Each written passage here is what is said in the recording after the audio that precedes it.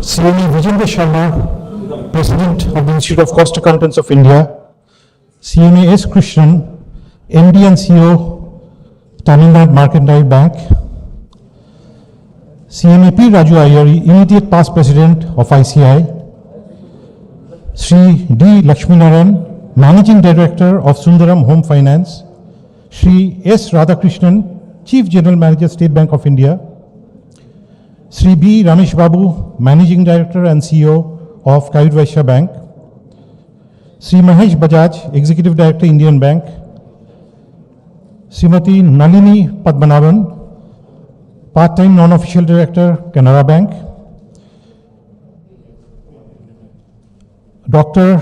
N. Kamakodi, MD and CEO, City Union Bank, Sri Arun Bansal, Executive Director and Head of Treasury, IDBI Bank, CMA Murali Ramaswamy, former Executive Director and member of our BFSI Board of the Institute of Cost Accountants of India. Ladies and gentlemen, participants, members, students, a very warm welcome and good evening for attending today's seminar on India at the rate 100 growth trajectory for banks, organized by the BFSI Board, IPA of ICAI, in association with SIRC of ICAI and the Madras Management Association. May I please request to start the auspicious day with the Tamil prayer song. Can we have the Tamil prayer song, please?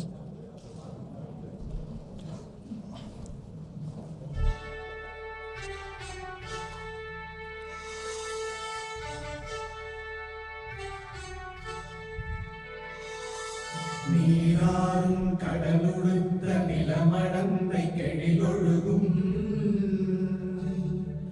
சீராறும் மதனமென திகழ்பரத கண்டனிதில் எக்கணமும் அதில் சிறந்த திராவிடனல் திருநாடும் தக்க சிறு திரை முதலும் தரித்தனரும் திலகமுமே திலக வாசனை போல் அனைத்துலகும் இன்பமுற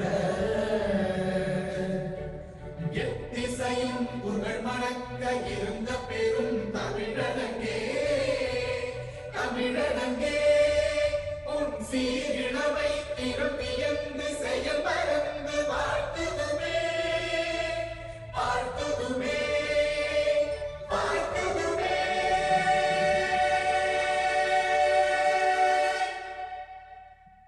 Thank you. Two personalities who made this program possible: CMA Chittoranjan Chattopadhyay, the chairman of the BFSI board, and Group Captain retired R. Vijay Kumar of the MMA. May I please request the two gentlemen to kindly accompany the following dignitaries to the dais, as I call them one by one. CMA Vijendra Sharma, President ICAI, please. CMA S. Krishnan, MD and CEO, Tamil Nadu Mercantile Bank. Can we have a round of applause, please? Sri D. Lakshmi Narayan, MD Sundaram Home Finance. Sri R. Radhakrishnan, Chief General Manager SBI. Sri B. Ramesh Babu, MD and CEO, Kayur Vaishya Bank. CMA P. Raju Iyer, sir, our immediate past president, who actually conceived this program along with MMA. And Chittoranjan sir and Group Captain sir, if you kindly come up in the dais.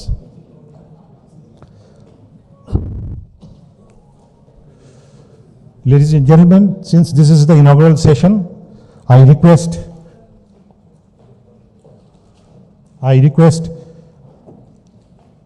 Chittoranjan sir and Group Captain to initiate honoring of the auspicious presence of our guests on the dais.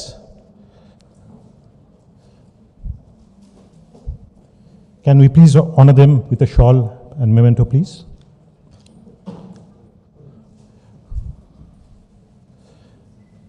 CMA Vijendra Sharma, the President of the Institute of Cost Accountants of India. He's come from all the way from Delhi. Welcome, sir.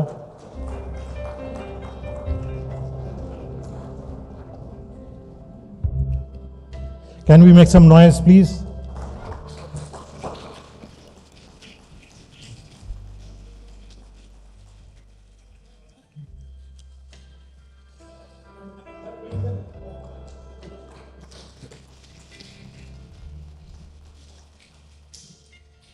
CMA S. Krishnan, MD and CEO, Tamil Nadu Mercantile Bank, the chief guest for the inaugural session. Welcome, sir.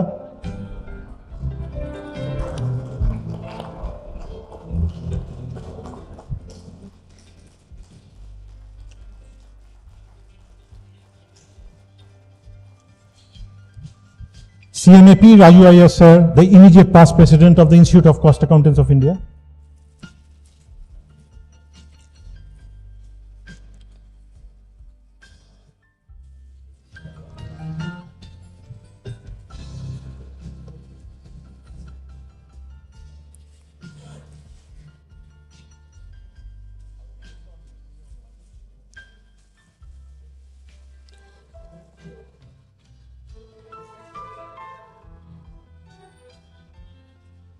CMA P. Raju Iyer, sir, the immediate past president of the Institute of Cost Accountants of India. Welcome, sir.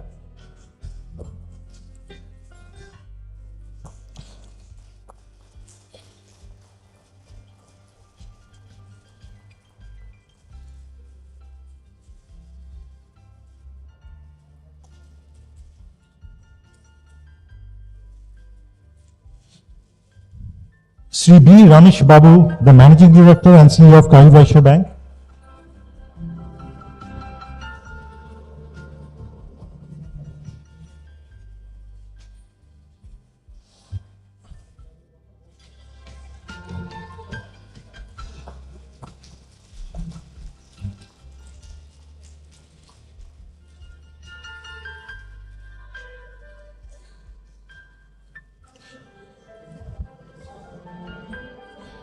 Sri R. Radhakrishnan, the Chief General Manager of the State Bank of India. Radhakrishnan sir is here. Okay, he'll join us any moment. And Sri D. Lakshminarayan, the MD of Sundaram Home Finance. Welcome, sir. Can we have some applause, please, ladies and gentlemen?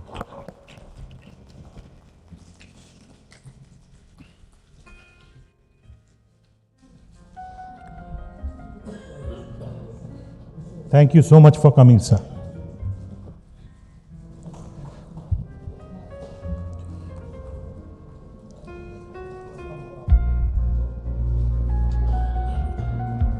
May I please request the dignitaries to kindly take the seat on the dais.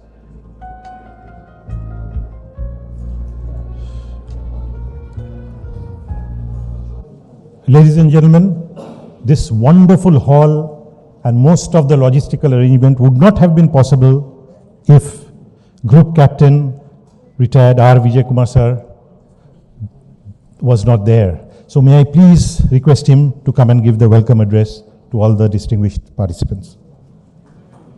Good evening, ladies and gentlemen. I think the Institute of Caste and Work, always the Calcutta people are very what to say, very sweet and very nice to others. I think that's the reason they've been very kind to us.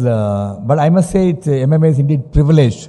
And I must place on record when Mr. Raju Iyer spoke to me, I said, yes, it will be a privilege for us to do, because it's an honor for MMA to associate with great organizations like Institute of Caste and Works Accounts and also BFSI, and to discuss such an important topic. And I consider my proud privilege to deliver the formal welcome address this evening. And I also welcome all the viewers watching this program live on all our social media portals, YouTube, Facebook, Twitter, and also our webinar, and also live on MMA Radio, and all the members who are also watching from different organizations, institutes from all over India. And just before I leave, I would like to tell about MMA for a minute. And MMA is established in 1956. A lot of new members, new invitees have joined us today. And we are doing over 750 programs in a year. And we are 13 times the best management association in India for the last 13 years consecutively. All this has been possible because of our very dynamic committee, and also doing some collaborative program with great organizations like Institute of what we are doing it today. And we consider it a privilege to associate with them, because very efficient, smart team, and it's always wonderful and fun to work with some outstanding people. So we also learn quite a bit of things. It's my proud privilege to welcome distinguished dignitaries, especially our chief guest for this evening, Mr. Ramesh Babu, MD and CEO of Kari Vaishya Bank. Then also Mr. Radhakrishnan is there, Mr. Vijayendra Sharma, the president of ICAI, and he has come all the way from Delhi. Welcome, sir. It will be a good change for you from Delhi weather, but we'll keep the temperature to make sure that you are comfortable in Chennai. And also Lakshminarayan, again MD, and he's also member of the MMA Management Committee. Other dignitaries on the stage, and very warm welcome to you. And I also welcome other dignitaries who are going to be talking in other technical session and the validity session, and all the members of Institute, also invitees and other people who have joined us, and members of MMA. You are the one who really push us to bring some best outstanding events for MMA. And today, the topic which has been chosen is very dear. I've been hearing about this topic quite substantially. Even MMA is doing an event on our convention, something similar to that, but relevant to inclusive growth and sustainable development growth. And India under growth trajectory for banks. And one thing which everybody gets concerned is about your banks, because where you park your wealth or you want to create wealth, you always do that. And to know more about the growth trajectory, I can assure you, sir, we have got some outstanding speakers to get MD and CEO of many banks to come and speak to us on this important topic, which really will kindle the thought process of many, because it will provide such a great insight. I can assure you, end of the day, when you move out of this hall, you will be going with more wisdom and more knowledge about the banking sector, which is very, very important for the nation as a nation builder. And also, I would like to thank my MMA Managing Committee, who really supported us in a big way to take this commitment and do it along with Institute, and which really makes our position very, very pertinent, and we are able to do that very, very efficiently. Thanks once again, and it is indeed a pleasure to have you with us. We have a lovely library with 1.25 million online books, excellent facility of 24,000 square foot. Please do come, please do visit, it's all yours, please use it. And thanks again, once again, for choosing MMA to partner with the organization. I must thank the President and Sitaranjan Bakshi for doing this, and they have been a great team to work with. Once again, have a great evening, looking forward to meeting each one of you, and I'm quite sure your stay this evening will be very, very fruitful and insightful. Thank you.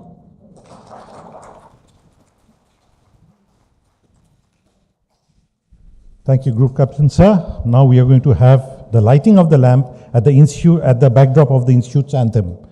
May I please request all the dignitaries on the dais to kindly step up, and also Madam Nalini Padmanabhan, Sri Mahesh Bajaj, Dr. N. Kamakodi, and Sri Arun Bansal and CMA Murali Ramaswamy, if they can kindly come up for lighting of the lamp.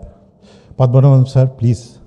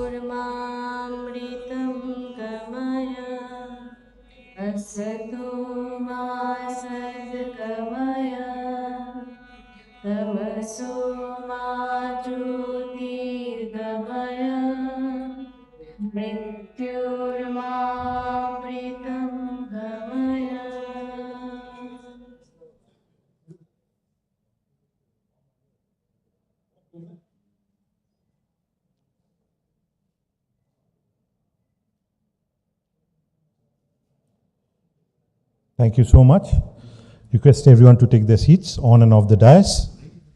We have received a special request from Ramachandra University. We have Dr. A.S. Purnima. There's a special request to felicitate our President, CMA Vijendra Sharma. So, Dr. A.S. Purnima, please.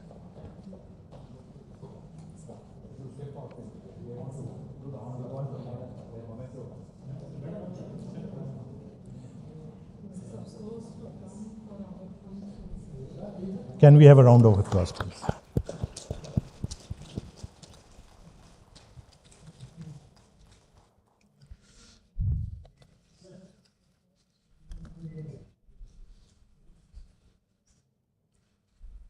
Thank you, Dr. Purnima.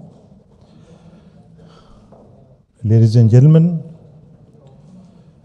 chapter and regional council representatives, members of MMA, distinguished participants. India is set to achieve a sustained growth rate for the next 25 years. And the competitive roadmap for India at the rate of 100 will guide the path of India to become a high-income economy by the year 2047, when the country will mark the 100th year of its independence. It envisions setting new guiding principles for the country's growth journey over the following years and guiding different states, ministries, and partners in India's growth to develop sector-specific roadmaps for achieving targeted goals. One such sector, which is the pillar of the Indian economy, is the banking sector. The Indian banking industry is resilient and buoyed by strong economic growth prospects. And to address the theme, that is India at the rate 100 growth trajectory for banks, we have a galaxy of eminent personalities who would be sharing their views with this August gathering. Ladies and gentlemen, to set the ball rolling, may I please request CMA Chittoranjan Chattopadhyay, the chairman of the BFSI board of the Institute of Cost Accountants of India, to kindly introduce the theme to the August gathering. Over to you, sir.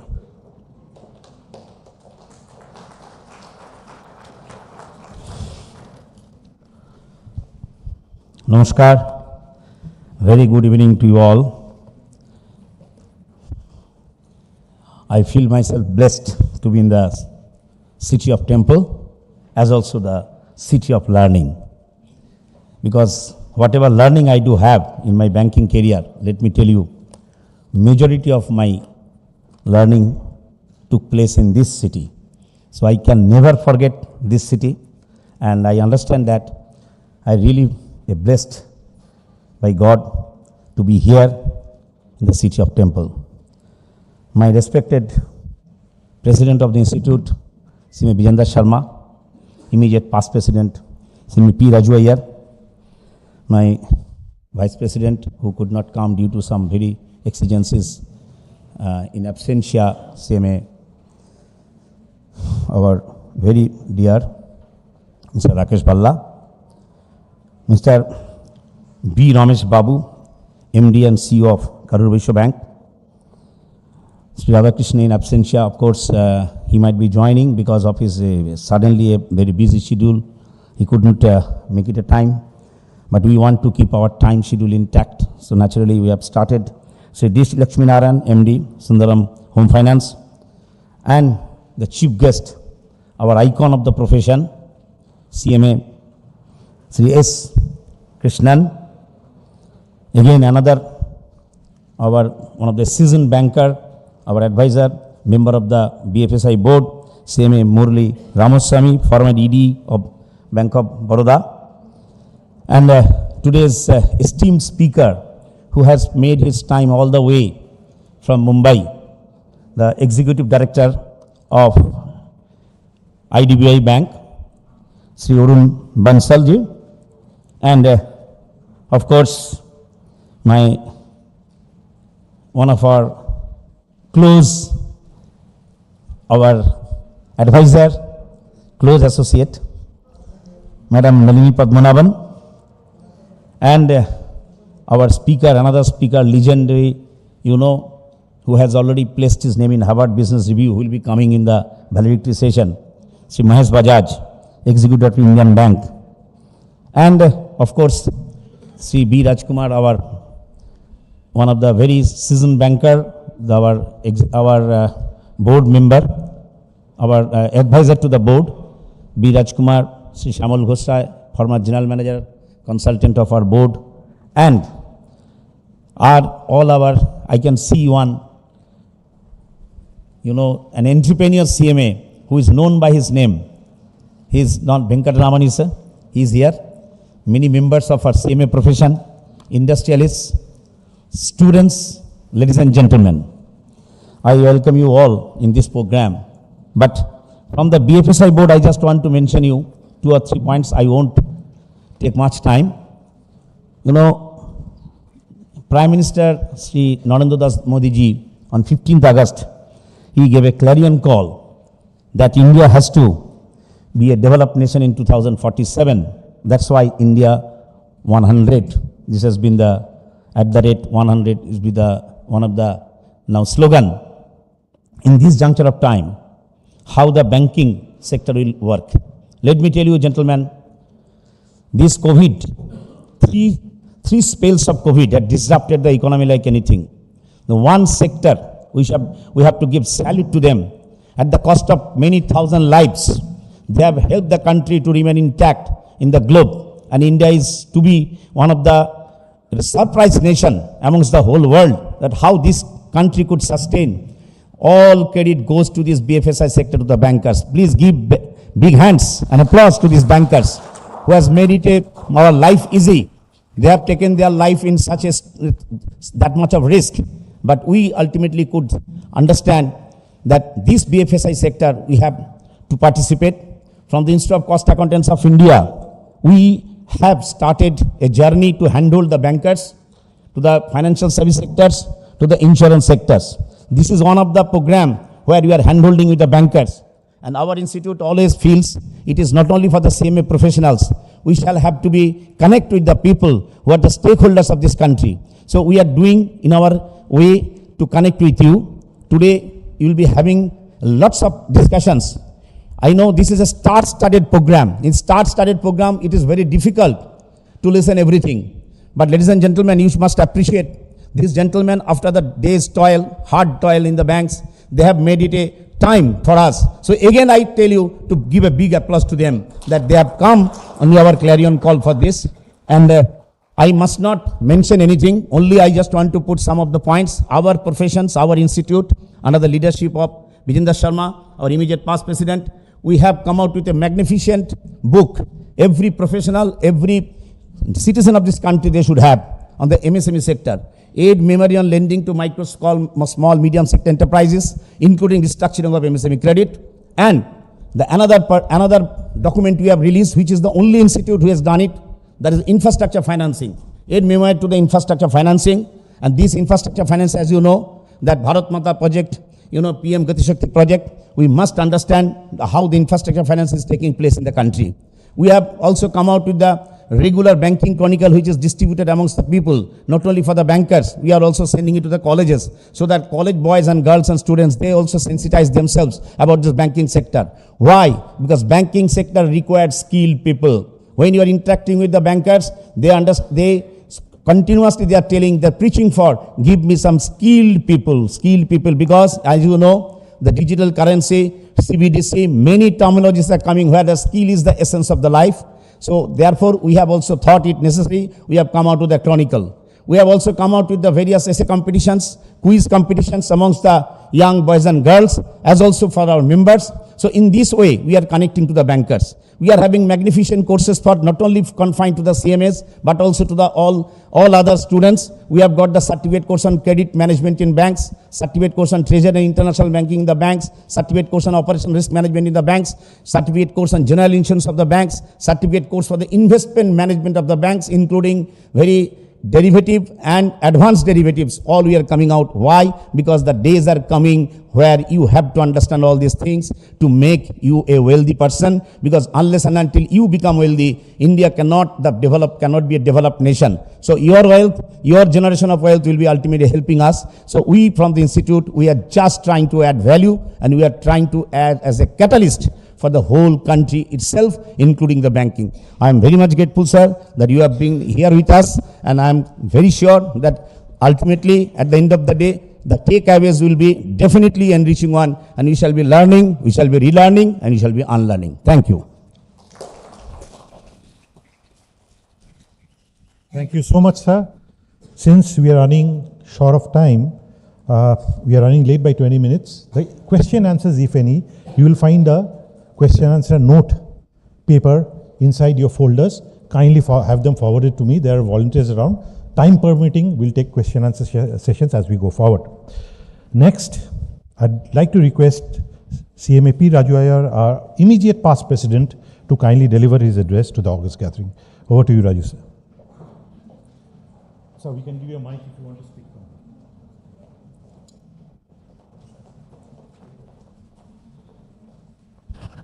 Good evening. Our respected chief guest, CMA Krishnan sir, our honorable president CMA Vijender Sharma ji, and the group captain M. Vijay Kumar, who has readily accepted our program. That immediately when I telephoned to him, he has immediately accepted the program, and which we are making it very much successfully today. And our eminent resource persons, Lakshmi Narayanan, Ramesh Babu, my chairman for BFSI board, Chitran Chattopadhyay ji, Madam Nalini Batmanavan, Rakesh Shankarji, who is a member of BFSI board, and other my dear friends and the members and the students. It's an excellent day that we are able to meet after the pandemic and so many days. It gives us a plenty of scope and opportunity to know. Today, knowledge is a power. As I have been pointed out by Chitran Chatterjee, our institute is for development of the technical papers, technical support, and wherever it is required. As you have seen, with the Ramachandra University, we have started a course on healthcare management, where the whoever is completing the course will be able to have the idea with the hospital management, and they are able to perform better in the hospital management, which is as we know that 5-star industry, which is growing very fast. We are entering into other areas also in agriculture, where our government, central government is focusing. So we are entering into MOU with ICAI University to start the course on agriculture management. As has been pointed out by Chitran Chatterjee, we have brought the guidance note on MSME sector and infrastructure financing. And today, auditing and accounting scenario is completely changing. Today, no journal, no ledger, no vouchers and all that. Everything is automatic. The informations are available. Data analytics is more important, how we are going to analyze data. So data analytics course also we are starting, and we have brought the auditing scenario completely changes. So we have brought a performance audit for the corporates so that the sustainable growth of the corporate can be ensured. It is our institute always for progressing for the technology and the technique and in fintech, in banking area, we are progressing very well. As we are entering into a lot of MOUs, lot of things with the various universities, various colleges, so that the youth can be developed, the knowledge can be developed. Our GST course is running successfully across the country. More than 15,000 students already we have developed. And today also we have entered into MOU with the SA Engineering College, where more than 150 students will be enrolling for GST certificate course. And we are progressing very well in all these areas. So we are, whatever the requirement, whatever this technical support our institute will be bringing, and for the government on the budget, already we have submitted our report on the budget, taking the consent from the industries, and whatever the suggestions we have already forwarded to the Ministry of Finance, which we had a meeting last month. So we are always for the development and how the sustainable growth, sustainable opportunities can be created. We may be working, I may be working, according to Abraham Lincoln, I may be walking slowly, but not backwards. According to Lyndon Johnson, if I move backwards, it is for taking a big leap, long jump. And our institute is always for progressive for the stakeholders, and how the stakeholders' interest can be protected, and how the sustainable growth can be achieved, and so that progress can be made. The global progress is powered by nations. The national progress is powered by economy. Economy is powered by industries. Industries are powered by competition. Competition is powered by innovation and creativity. Innovation and creativity is powered by resource investment. Resource investment is powered by return on investment. Return on investment is powered by revenue. Revenue is powered by quality of the product and quality of the services. Quality of the product and quality of the services is powered by employee productivity. Employee productivity is powered by employee motivation. Employee motivation is powered by management stewardship. Management stewardship is powered by quality leaders. Quality leaders are powered by we, the professionals, wishing everyone happy, healthy, and prosperous days. Thank you very much for the opportunity. Good day.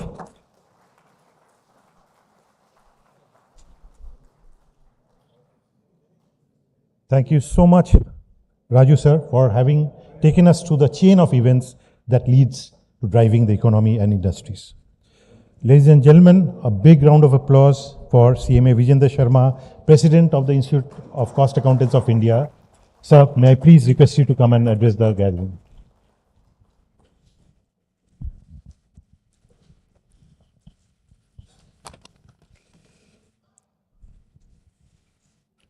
Respected Honorable Chief Guest, CMA Shri S. Krishnan Sir, MD and CEO of Tamil Nadu Mercantile Bank.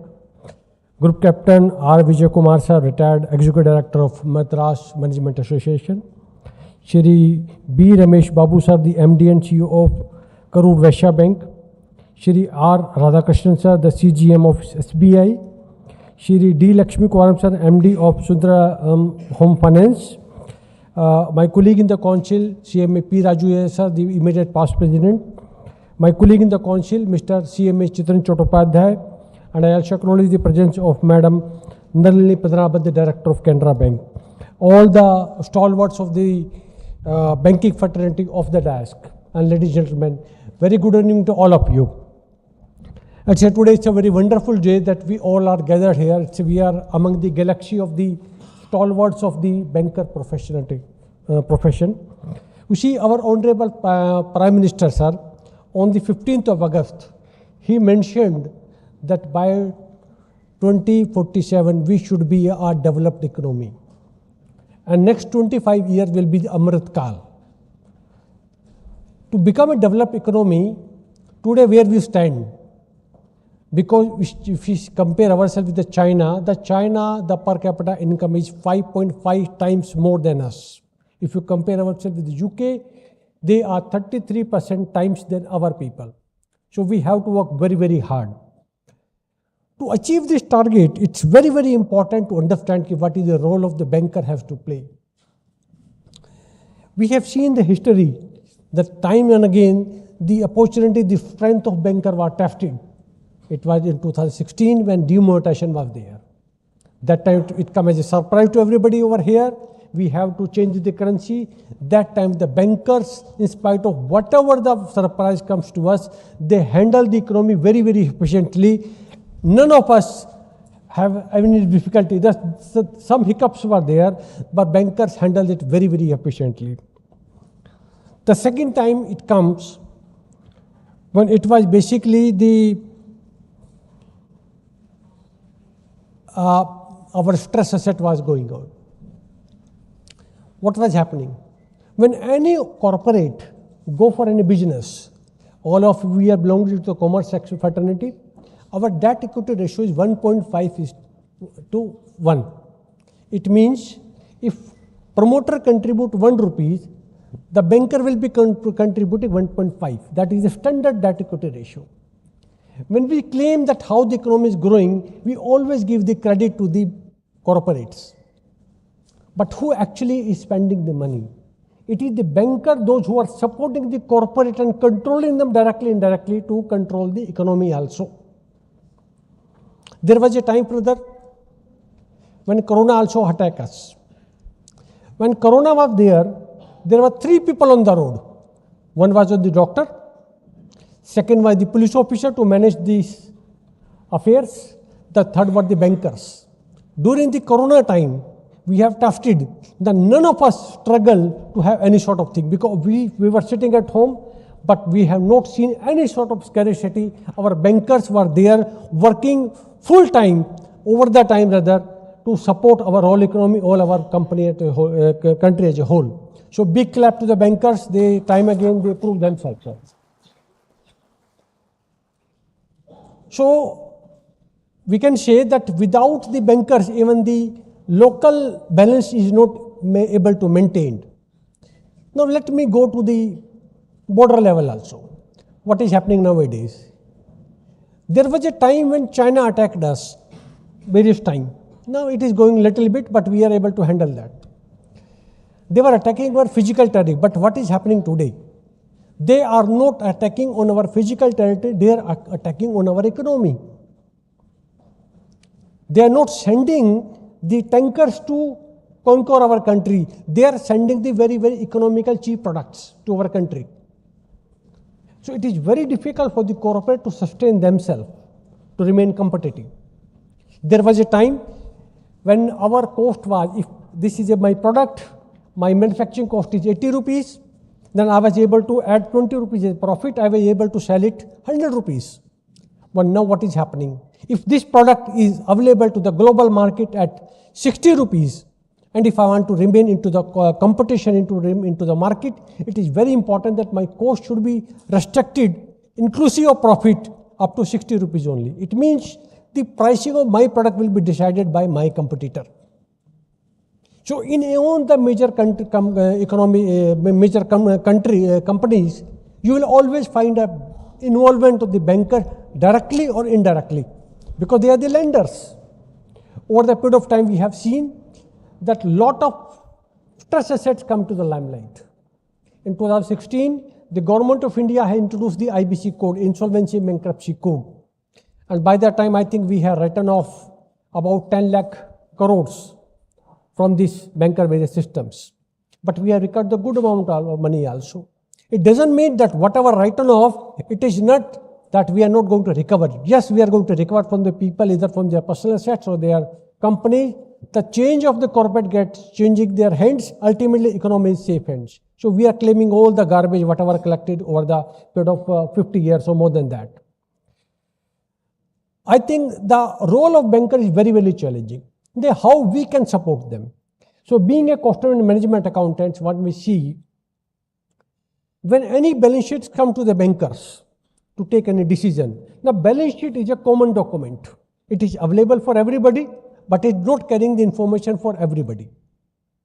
It is not useful for anybody. It have all information, but it actually do not have anything. It is not important because the balance sheet show me what had happened previously. Last 1 year, what had happened. The result is the balance sheet. For the banker, it is very important to see how my investment is safe and secure. So it's very important that we should produce some sort of report in the hands of the bankers, that how can they see what is the future prospect of the company. So at our institute level, we are having the cost audit report, and we are submitting this cost audit report to the Government of India. Now the tragic point is, this report is a confidential report. Though it is having a very beautiful picture, if an automobile company is here, the balance sheet, the company turnover may be 100 crore. It is one balance sheet. You cannot make out of it. Where actually, if company is into loss, why it is into loss? Is company into profit? Why it is into profit? And we have seen there was a company like Kodak. The Kodak was company within 6 months time, 10,000 people working there, and they collapsed within 6 months time. Earlier when we started, my old friends were there, we were having the computers. The smart disk was there. Earlier the floppy was there. Then we have seen the CD, then we have seen the DVD, then we see the pen drive. Now today nothing is required. Everything into virtual. It's in cloud. So the technology is changing, and which is deciding the fate of any economy, any product also. So it is very, very important to understand that how we can support the bankers to strengthen their hand, to put their money at the appropriate hand. So from the institute side, we are developing the technical reporting system mechanism for the bankers. So whatever your requirement here is, we are not interested to show the general balance sheet. What we are interested to show you, what is the state of affairs of the company today, and what its projection after 1 year or 2 years. It's not important where my overall company is, how they are performing. It is more important which product is going to have a natural life cycle span completion, or which product is going to my cash cow in the future. So this information very, very important, and our institute, we are developing a lot many literature into this area, and we'll be submitting some report, some technical mechanism to the bankers, so that ultimately when they go to the lenders, when they go to the borrowers, at least they can ask this type of report. So when they take any decision, it will be helpful for them. I think I will be having some time to discuss during the technical session. With this, I am concluding my remarks here. Thank you very much for giving me the opportunity. Thank you very much.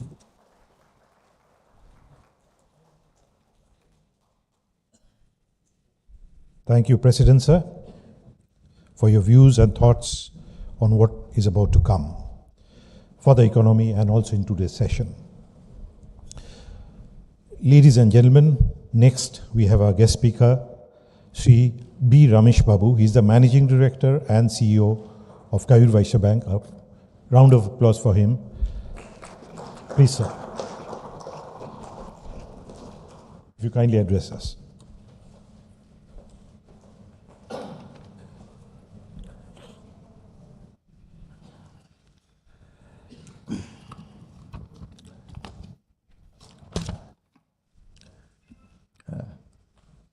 Good evening to all of you, dignitaries on the dais.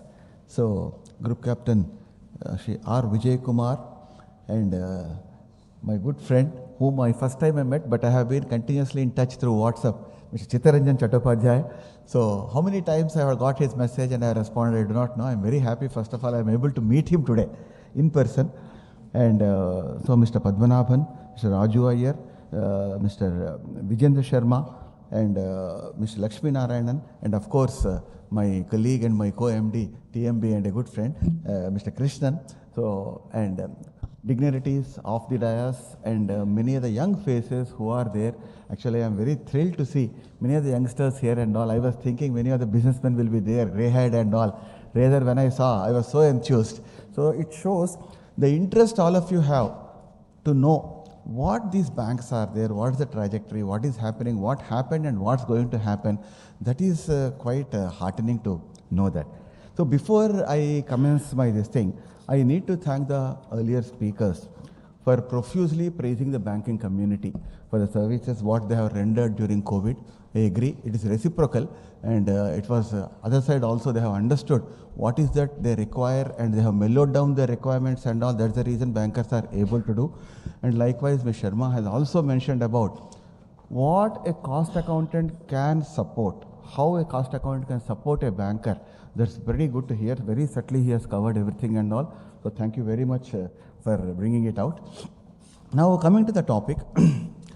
So indeed it's my pleasure to meet all of you today and be in the midst of professionals and the second largest cost and management accounting body in the world and the largest in Asia. The community of bankers, economists, members of industry and in service, and many of the aspirants of the cost accountancy also. I feel honored to be with all of you in this seminar on India at 100, Growth Trajectory for Banks, organized by the Institute of Cost Accountants of India. ICAI, you know all of you well, but still from my side, I just want to share a few of my thoughts on that. He is doing a tremendous work, positioning cost and management accountancy function as a powerful tool of management control in all spheres of economic activities since 1959.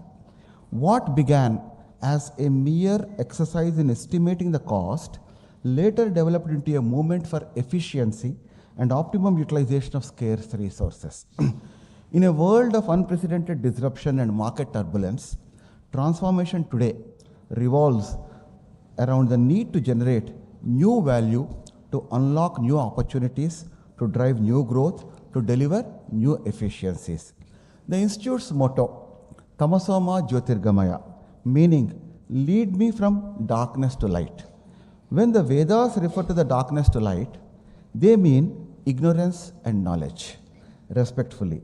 This is so because ignorance, like darkness, obscures true understanding in the same way that only remedy for darkness is light. The only remedy for ignorance is knowledge. So in tune with the motto, ICAI plays a major role in the current turbulent environment. India at 100, we are celebrating Azadi Ka Amrit Mahotsav, 75 years of independence and the glorious history of its people, culture and achievements as we continue to march towards 100 years with confidence and conviction. The broad indicator of economic progress of a country is the growth of its GDP.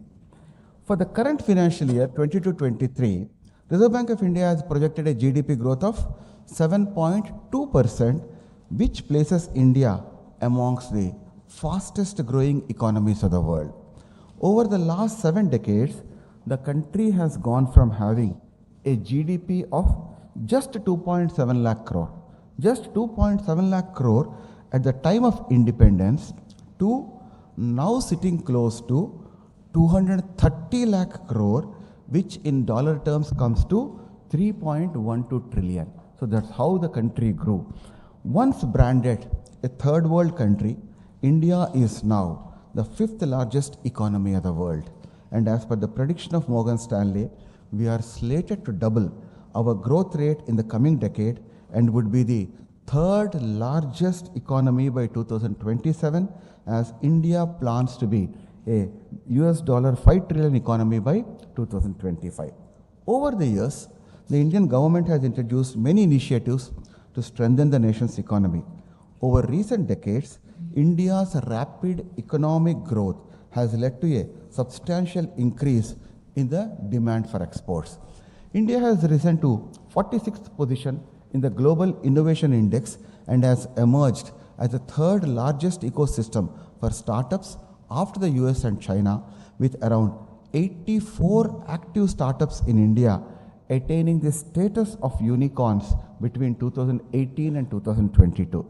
Also, as a jewel in the crown, India assumed presidency of G20, which is a premier forum for international economic cooperation, which includes world's major and systemically important economies. So having seen what is India now, so we can look at what are the opportunities which we can foresee. So coming to the growth trajectory of the banks, it is impossible for any sector to flourish and grow without a robust banking setup, be it the managing the funds of the retail or corporate sector or providing credit facilities through various schemes. The banking sector has always been the protector as well as the provider of funds for the country. Going back in time, history maintains banking sector's evolution in three phases.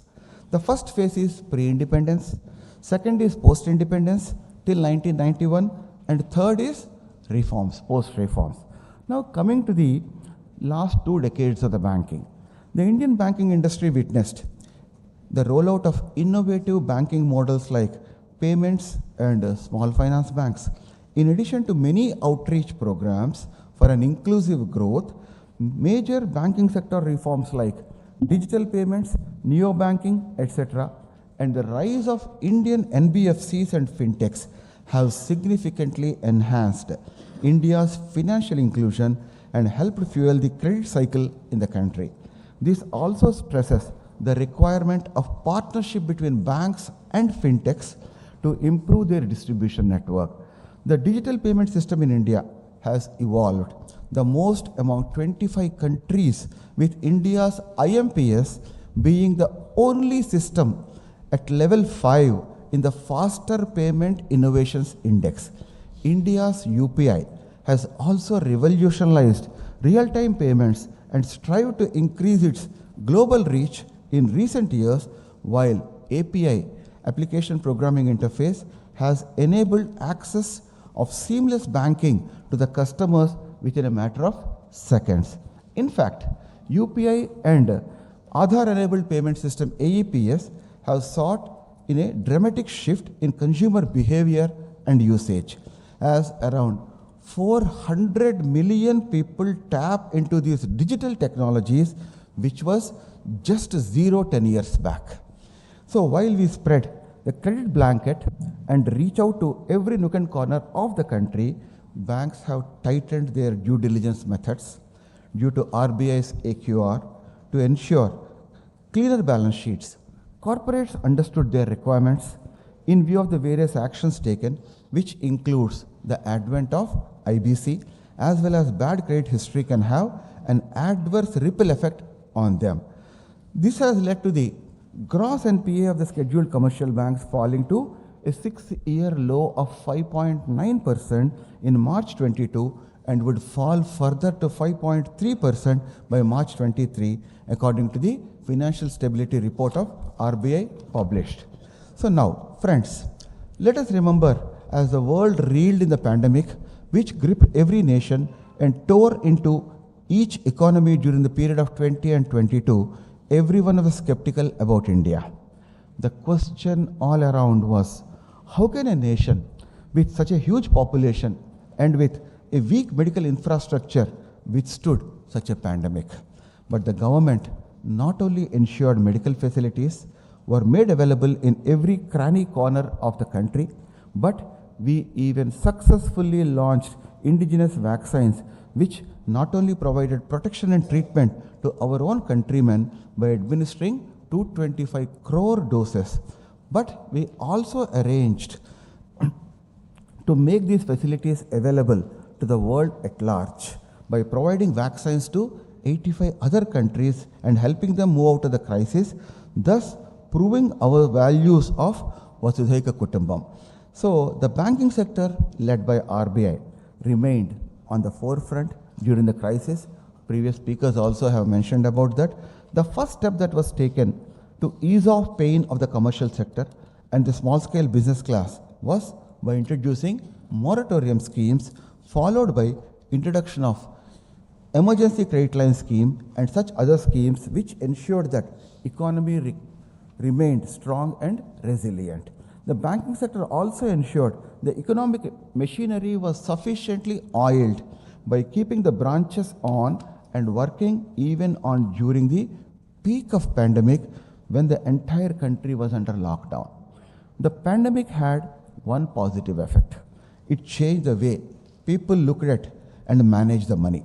Since everyone went digital, for even a meager purchase, everyone turned on the UPI scanner on their telephones, mobile phones. This obviously has changed the branch banking ways. Many of the footfalls in the branches have reduced, but it led to higher transactions of various ticket values, more so with such launch of digital rupee in future, although in a phased manner, perhaps we may see no need for a paper currency and in turn ATMs and cash recyclers. So what is next from here on? The banking sector is in step pivot as we move from phase of conservative banking methods to the digital world, or as we call it as a phygital journey. While banks are offering multi-channel services, the new age banking customer does not desire to make physical visits to the branch anymore and instead want an omni-channel seamless banking service whereby they get all their banking needs under one roof, and that too with the click of a button. This can be very well seen whenever I go and meet any other corporate. The next generation, their son, whoever is there, who is young and all, who is in the job of taking over his father's role, he sits next to the father and he'll be very keenly hearing the discussion. And the end he asks, so what are the digital capabilities of your bank? Do you have omni-channel presence? So can I do everything without even coming to the bank? So why should I? So all these questions they ask. So the question is, the future is, so as we said, we have a set of people who still requires physical, a set of people who wants totally to be digital. That's why a phygital model will be the future of the bank. Basically, not only the customer is the king, but now even he behaves like one. So each one of these development presents unique opportunities, challenges and competition to the existing and new players. Well, it has to be borne in mind that sometimes the disruptions can be so sudden that it is impossible to anticipate them, as we have witnessed in the recent time. Particularly, Chennai can very well understand 2015, how we had the floods. So no one can visualize those sort of things like demonetization, what they said, pandemic, what they said. So many of the things, unknowns suddenly hit, but your ability to withstand those unknowns, there lies the ability of a banker. Hence, as a win-win situation, banks have joined hands with various NBFCs and startups which not only provide credit of various ticket size values for the use of technology, but have also arranged credit for the untapped small scale and MSME sector, who have been the lifeline in many rural and semi-urban areas. Let me quote our RBI Governor, Dr. Shaktikant Das' view on the future of banking in his speech on banking beyond and tomorrow. What he said is, first thing is the adoption of emerging technologies, customization of products and services, enhanced business and process automation. This is the first step. Second, what he said, development of suitable business models with strong governance frameworks, better information management, changes in the mode of working, building of enhanced resilience capabilities, and a more responsible societal and environmental role of the banks. Friends, when the nation shifts its growth gear on the 5th, it is imperative that banking sector too buckles up and partners with the nation on its growth path. As our nation envisions to double its growth in the next decade, the Indian manufacturing sector is expected to contribute an increased GDP of 25% by 2025. The key areas we can look forward to being infrastructure, space, defense, and startups. With the improvement in our medical infrastructure and better postnatal care, we expect an increase in the average life expectancy of our citizens and reduced infant mortality, thus leading to higher contribution to our workforce and in turn increased customer base. If you look at Tamil Nadu itself, it is the fourth largest state in India and one of the well-developed states in terms of industrial development, ranking first amongst the states in terms of number of factors and industrial workers with presence of major industries in cotton, heavy commercial vehicles, auto components, railway coaches, power pumps, leather, cement, sugar, paper, automobiles, safety matches. Apart from knowledge-based industries like IT and biotechnology, the list goes on like this. Considering the MSME sector, it has the third largest number of MSMEs in the country with a share of 8% and provides strong and reliable vendor base to large industries in the state.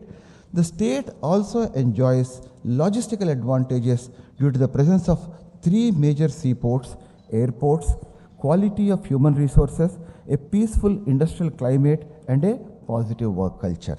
Tamil Nadu is the only state in India to have all its major districts covered under the Industrial Corridor project, and industries such as aerospace, defense, e-vehicles, manufacturing, textiles and non-leather footwear are earmarked to be the thrust for growth.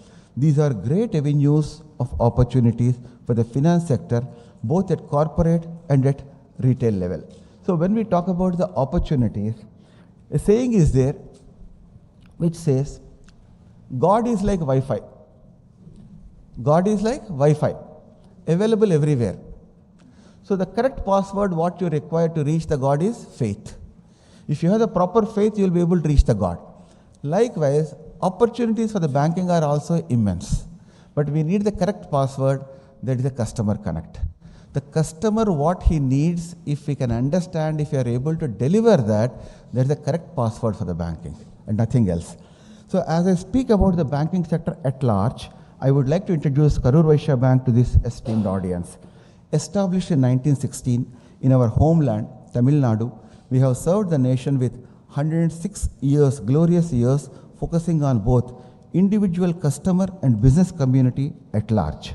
Although traditional with our values, we have blended the latest technological advancements and ensured our customers never miss out any of the new banking activities. I am proud to say all these 100 years, every year bank has been declaring profits and they have been declaring dividends also. Ladies and gentlemen, thank you all. Thank you.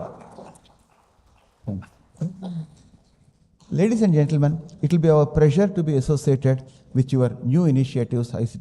So the BFSI board of ICAI, comprising eminent bankers, insurance practitioners, financial services specialists, along with the representation from regulators, council members and other czars of eminent CMCA professionals, is doing excellent activities by representing in various fora for the growth and uplifting the profession.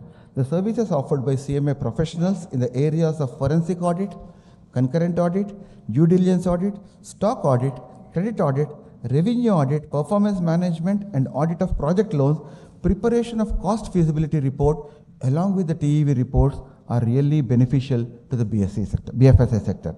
As both the organizations are financial service providers, we can work together to take our state and nation into the next level of individual and industrial growth. The institution's tagline says, behind every successful business decision, there is always a CMA. I would conclude adding a word to the tagline, behind every successful business decision, there is always a CMA and a banker. We will grow together and we will grow responsibly. I would like to thank the Institute of Cost Accountants of India and program coordinators for giving me this wonderful opportunity, and I wish everyone assembled here a greater growth and successful year ahead. Thank you all.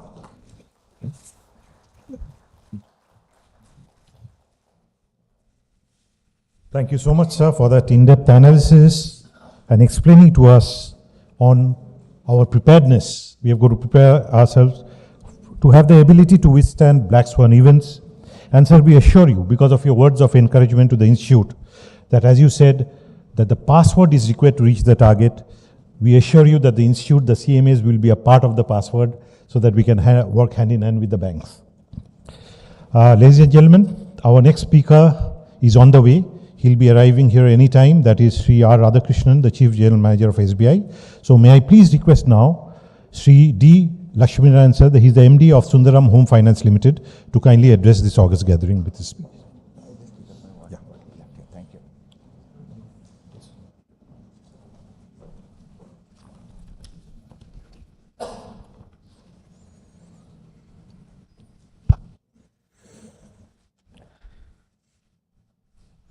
The banking sector is at a turning point.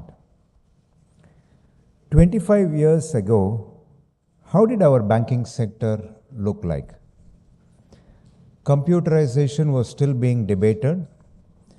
Private sector banks were still on their way to becoming an universal bank. And public sector banks were fighting with the legacies of change. And how well have we overcome over the last decade or so the global financial crisis and the pandemic more recently? It's quite remarkable to see how Indian banking system has weathered all the challenges that have been put to it and still remained resilient. 25 years from now, banking will still dramatically be very different from where it is today. Good evening, ladies and gentlemen.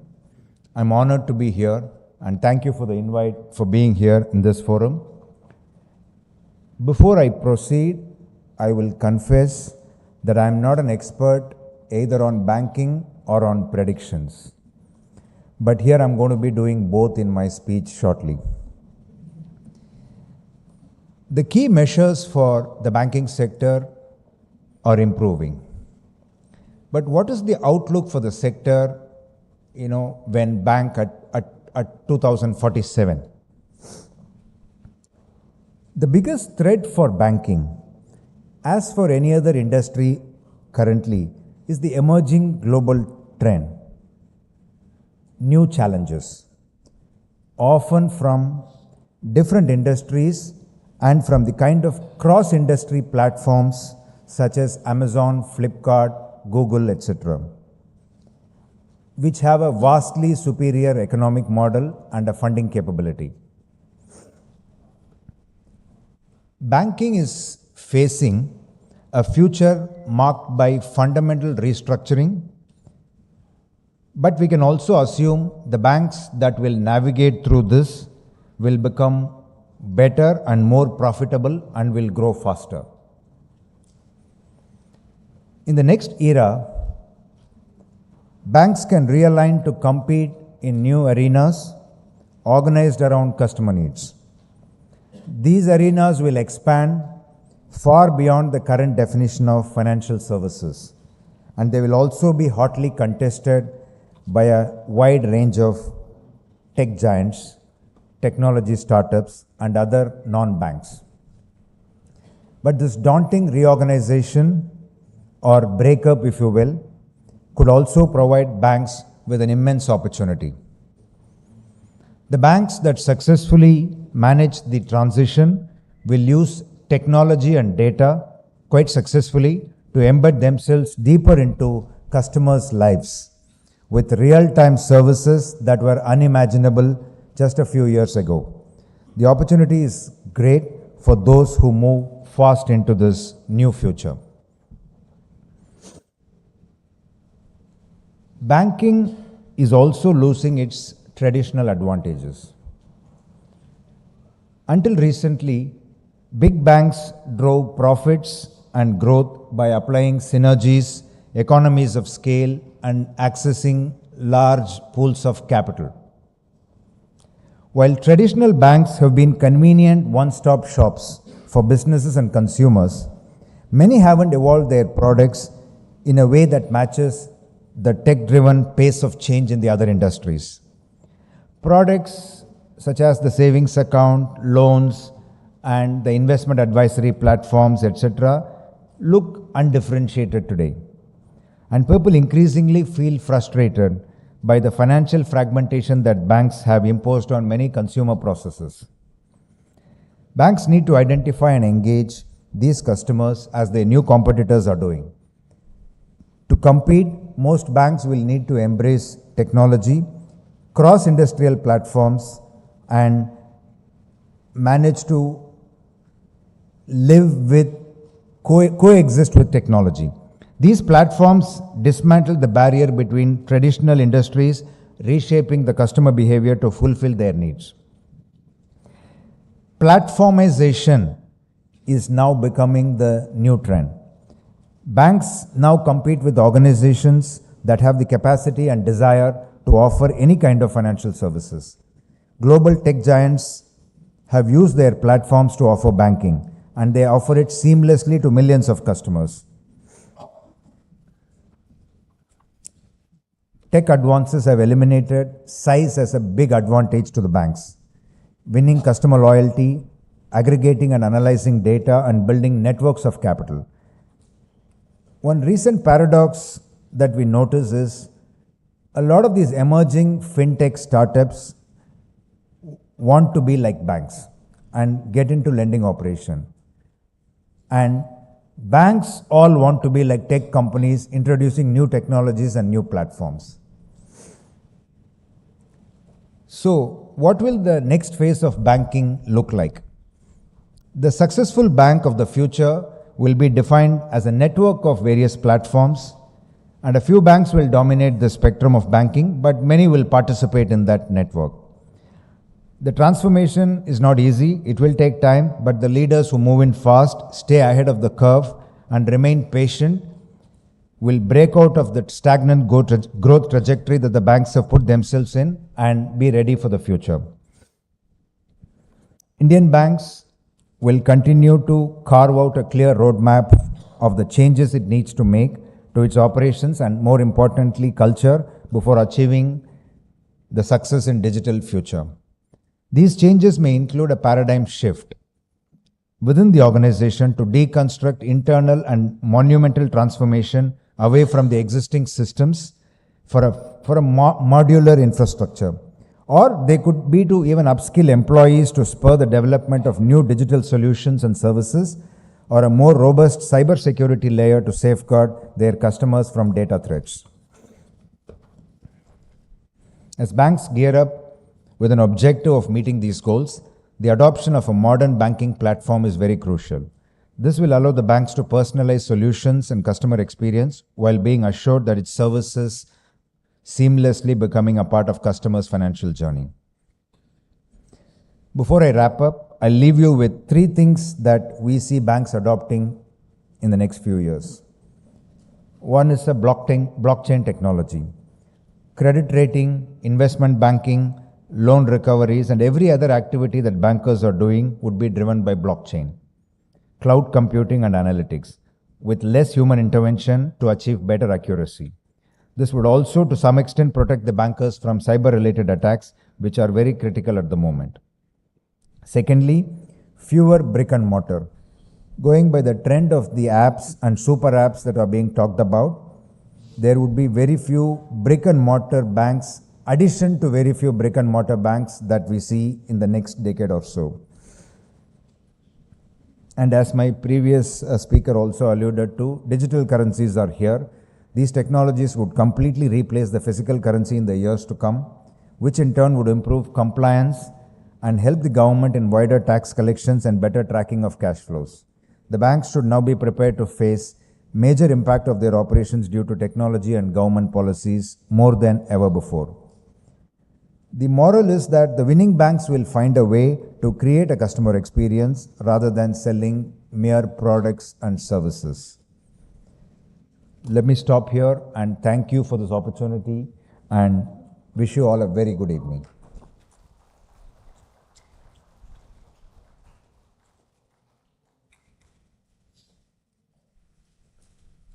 Thank you so much, sir, for your address.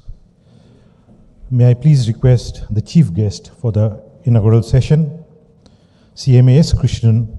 He is the Managing Director and Chief Executive Officer of Tamil Nadu Mercantile Bank, to kindly address the August gathering. Over to you, sir.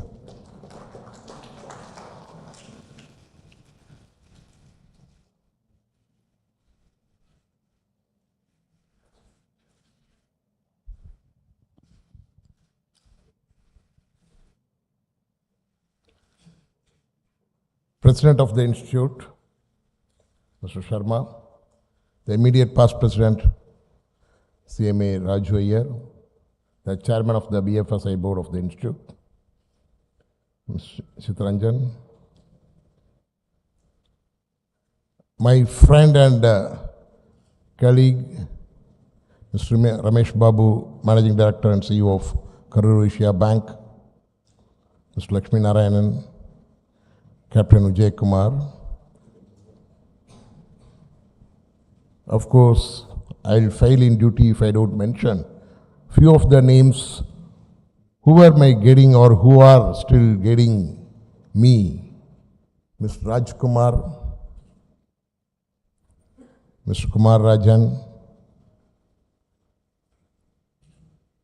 my good friend CMA Murali Ramaswamy, and again another good friend, young promising leader, Mr. Arun Bansal. Ladies and gentlemen, very good evening to all. It's a great pleasure for me to be with you this evening on a wonderful topic, India at 100, growth trajectory for the banks. Friends, before me the speakers have been elaborately covering as to what the banks and how it looks. In fact, the immediate speaker preceding me was telling that neither he is specialist in banking nor on the prediction. And he went on giving an excellent speech on how the banks are expected to be. What are the competitions? What are the challenges that the banks will be facing?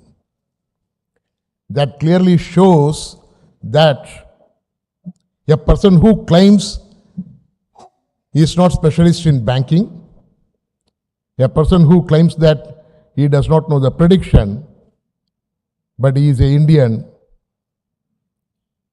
there is an inherent strength which makes the people to understand the future. When we understand the future, normally the mitigating the challenges or facing the challenges will not be a big task. That is what I feel that he has been giving an excellent address here. The banks, for that matter, any industry will be having different phases when it comes to the question of a century or more. It's more so for a financial sector, a service industry like banking.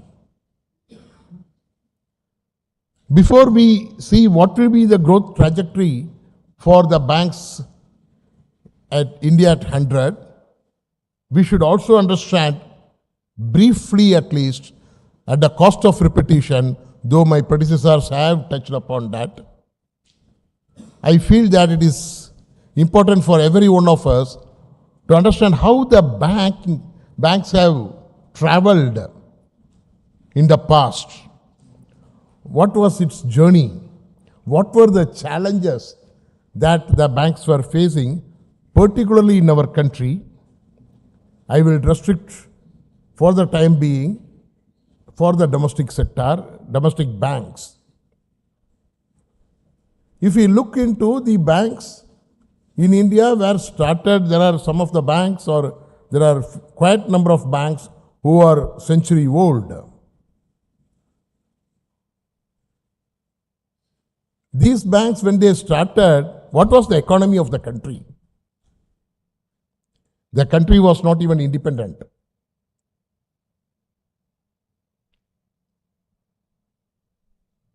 They started with in a very, very small scale. And today, believe me, Indian banks have grown such a size and give a big challenge to the global banks. How this transformation has taken place. Rightly said by Mr. Lakshminarayana that maybe about 20 years or so, the banks were struggling on the computerization. Any transformation, any change will have a little resistance, if not to a great extent. That was the case when historically the banking industry was doing its transactions manually. And when we want to computerize, probably there were little resistance here and there. But today, if you look into, it is not only the core banking, but also the interoperability. In a sense, a customer can use a debit card of him to whichever bank he has in ATM of any of the bank. How this has traveled, how this has changed.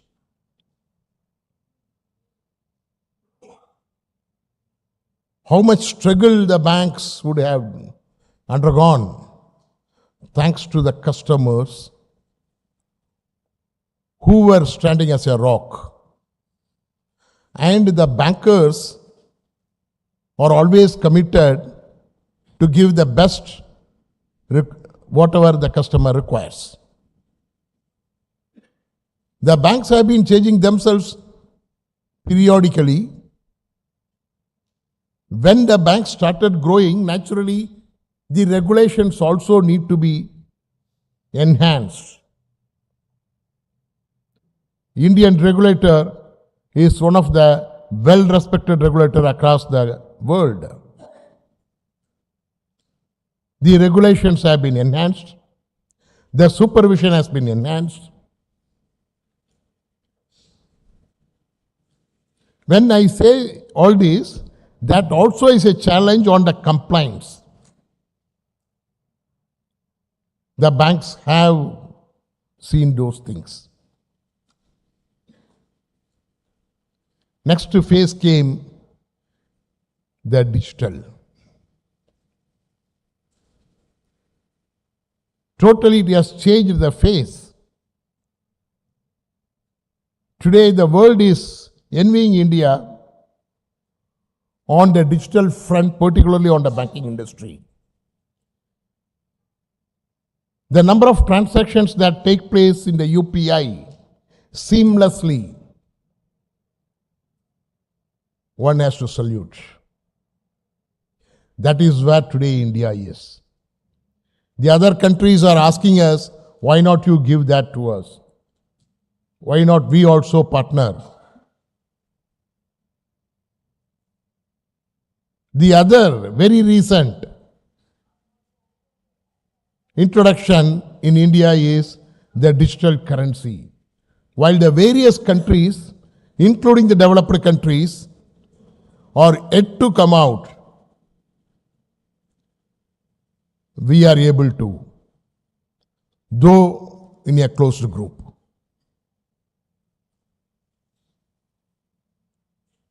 Friends, what I want to say is that the India is progressing. The banks are equally running in the race, the pace at which it grows, so that the banks can contribute for the growth and development of the nation. Any economy, banking is the backbone. Maybe good old days one can say that what is banking is accepting deposit for the purpose of lending.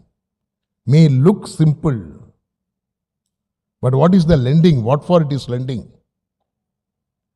It starts from lending for a personal small loan two big infrastructures.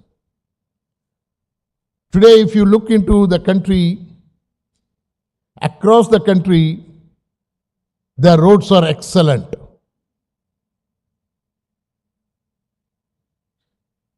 Banks have a role in that. It is the banks who supported. Now, when I say that the banks play a major role on the various industries, on the economy, then naturally the question comes, the banker should be able to understand each and every activity in each and every industry. Rightly said that the balance sheet is nothing but it gives the report of the past.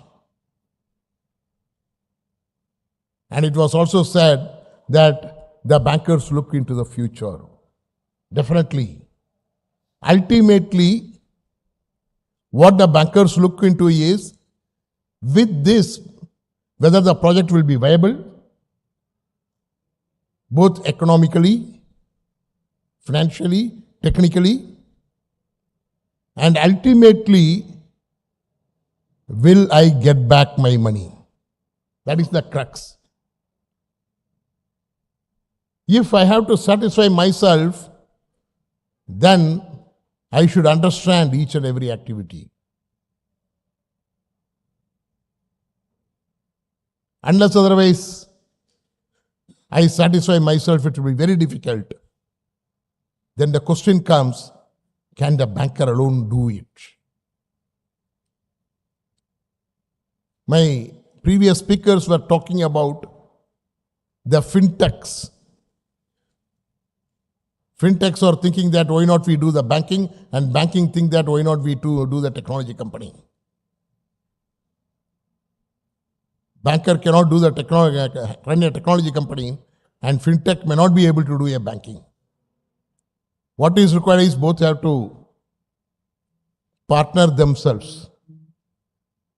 Similarly, if the bankers need to finance for various activities, they should also partner with various agencies, institutes, who will be able to understand, make an in-depth analysis, and give a credible assessment. I am very happy that the ICAI is engaging themselves in doing such excellent research reports. This will go a long way to strengthen the banking. Now coming back, India at 100. So what is expected at India at 100? We need to be a developed nation. Probably we may be one amongst the top 3 developed country. If so, what are the roles and responsibilities of the banks on the one hand? On the other hand, what is the growth path for the banks when India is at 100? The roles and responsibilities of the banks are enormous. As I said, that the banks are the backbone of the economy.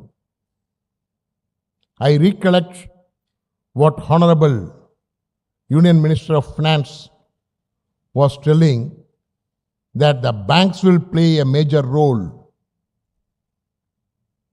in taking the country to the next pedestal. Sure. There was also a talk that there will be a competition, globalization. Now, what is required when I grow, my banks in the country should be able to match the growth. There may be a large requirement of funding. Hence, there will be a requirement of big banks. The big players will be able to have a reach in the global market.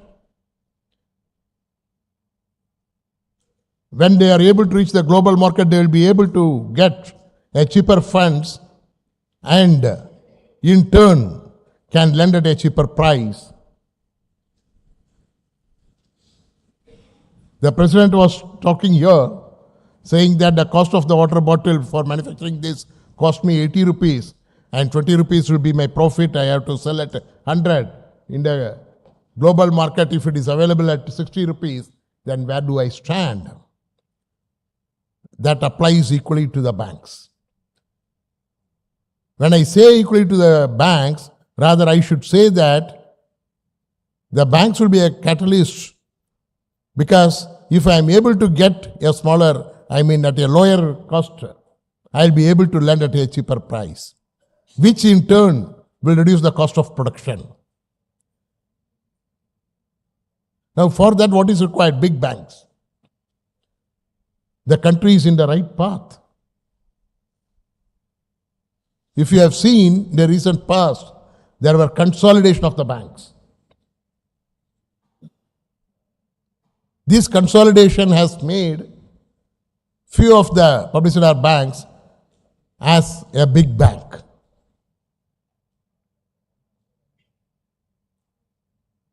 What is needed for the country is such big banks. So that has been. But is that only the big banks required? Is the next question. My answer is no. It is not only the big banks. Again, if we look into the past, we might have heard of the jargons like financial inclusion. What is financial inclusion? In a simple layman language, if I have to say, providing the banking service to everyone. Reach out. Inclusive banking. We need to have smaller and mid-sized banks also who will be able to reach the last mile, who will be able to understand the requirements of the local.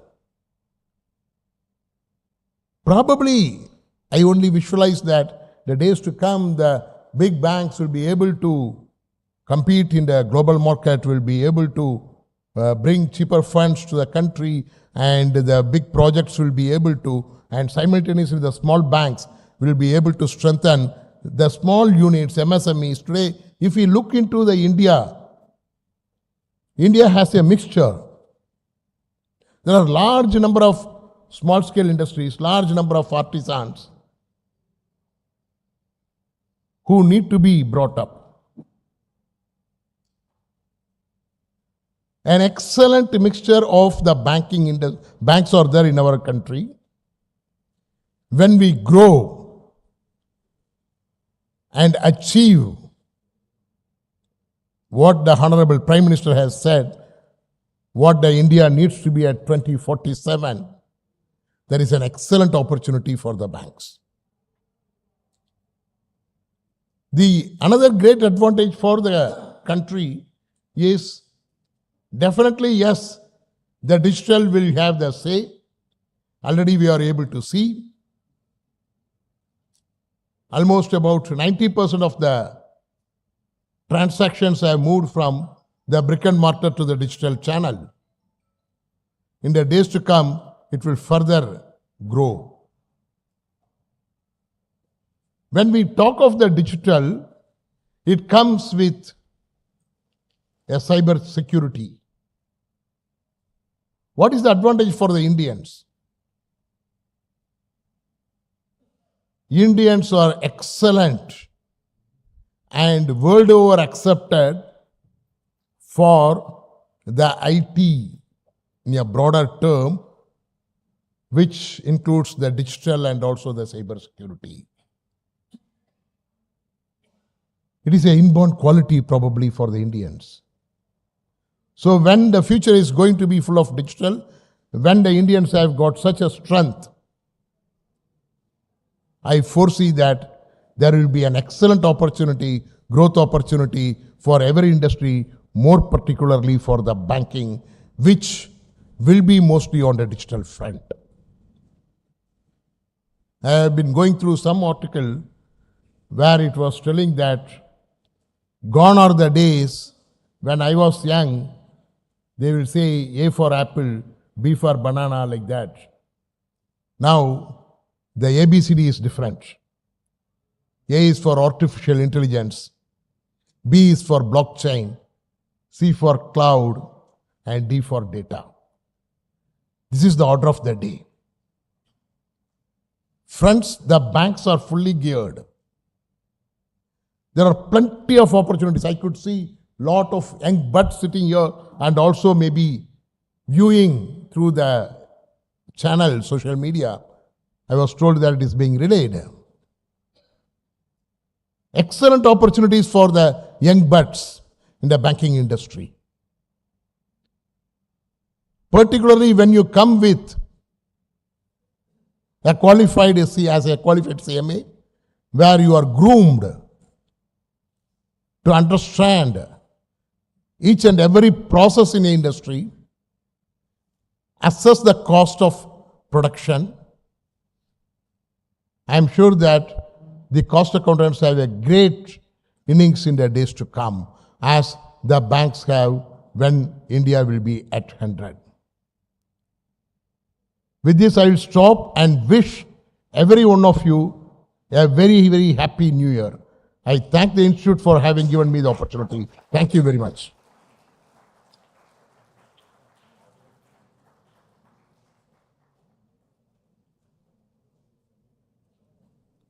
Thank you so much, sir, for the detailed view and knowledge sharing. Yeah. Ladies and gentlemen, we are really running late, but there are two questions which have come in. If you can just take it for a minute each. So the first question is addressed to Sri B. Ramesh Babu, the MD and CEO of KVB. It says it's from Mr. Jayaraj. It says that in spite of the carrots of a $5 trillion economy and the status of a developed country by 2047, the rural households are worried about the ever-decreasing interest rate decrease in their small savings deposit. How to allay the fears of the poor rural household? So if you within a minute you can just give your views on this. Now you see, interest rate cycle, it moves, goes up and comes down. At one point of time it was up, it is down. So if you look at it, the small saving rates also move along with other rates. So today it may look low, but always government keeps one point in mind. The interest is for the inflation, what all is there, it has to be inflation plus something more. Because people are postponing their spending, so they need to be compensated for the inflation. So that way, small savings today it looks like this and all, but it's going to be aligned with the rest of the rates in the days to come. It is not an issue. Now you people are asking about the rural households. Agreed. So rural households, not only small savings schemes, even bank rates also, banks also they can deposit, because many of the banks, they have branches in every rural area. Every rural area.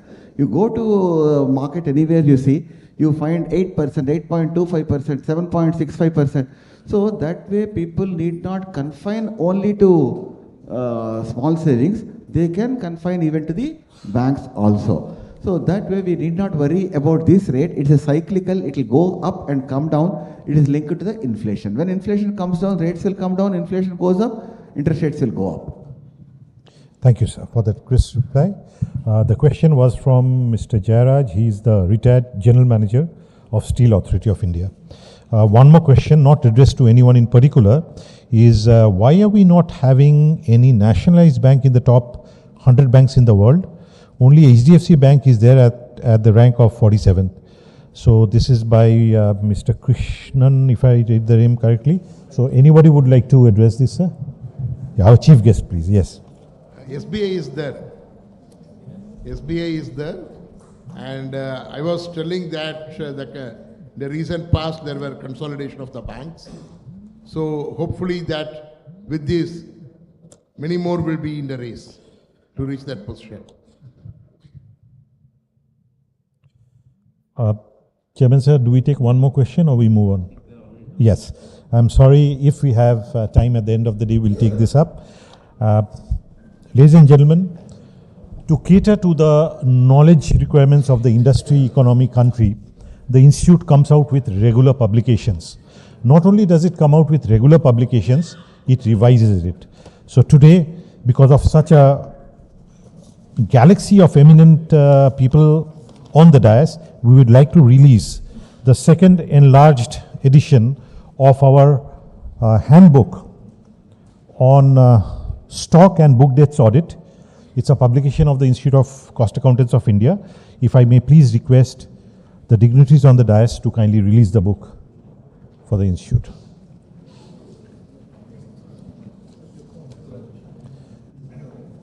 Is a handbook on stock and book debts audit, the second edition, which is enlarged and revised.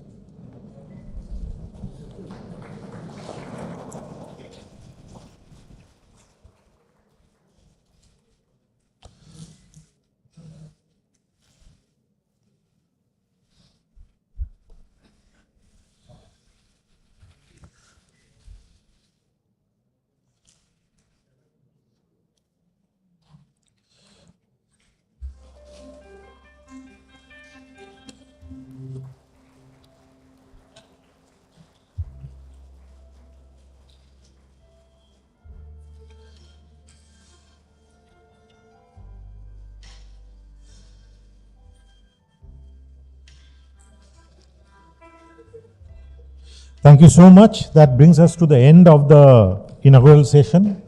And we'll be, within a couple of minutes, we'll be starting the technical session, though we are running a bit late on time. So may I please request the dignitaries to kindly take their seats off the dais so that we can reconstruct the dais as soon as possible. Yeah. The technical or the validity? Validity also. Yeah. Validity number is not. Yeah.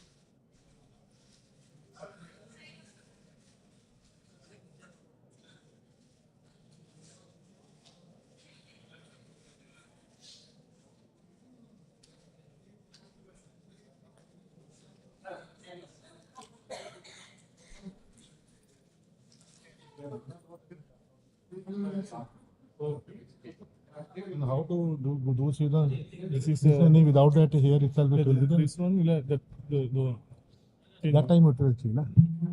Start, na?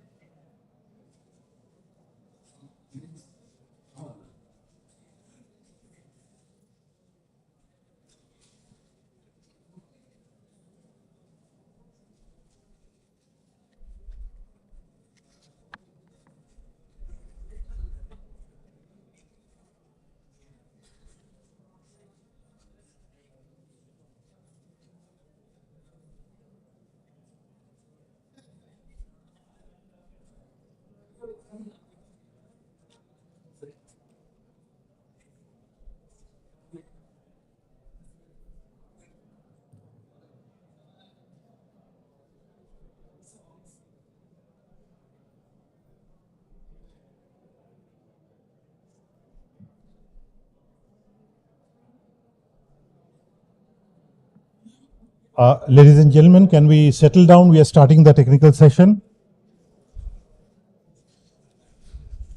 Can we settle down, please, so that I can start calling the dignitaries on the dais?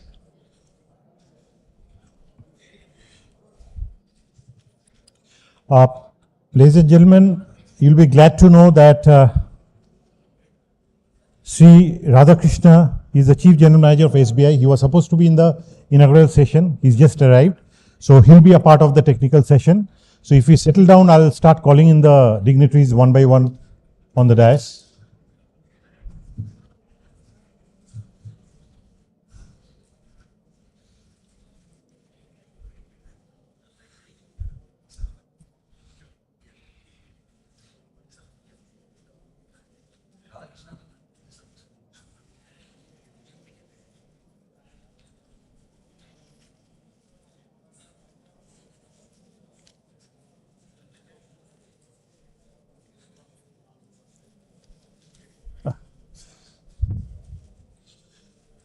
Ladies and gentlemen, I take the pleasure of calling the dignitaries on the dais one by one. May I please request CMA Vijendra Sharma, President of our institute, to kindly accompany the other dignitaries on the dais. That is Sri R. Radhakrishna, Chief General Manager, SBI, Sri Arun Bansal, Executive Director and Head Treasury, IDBI Bank, and CMA Murali Ramaswamy, the former Executive Director, Bank of Baroda, and member of our BFSI board. Kindly take your seats, sir.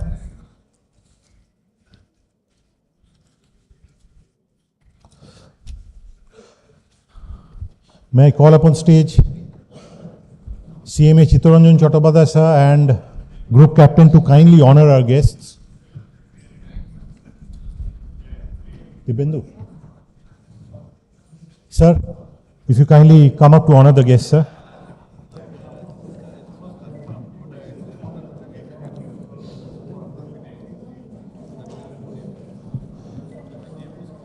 May I request President sir and Chittaranjan sir to kindly honor the respected guests. Sri R. Radhakrishnan, Chief General Manager, State Bank of India. We had to rush over from a long distance to us. Thank you for coming, sir.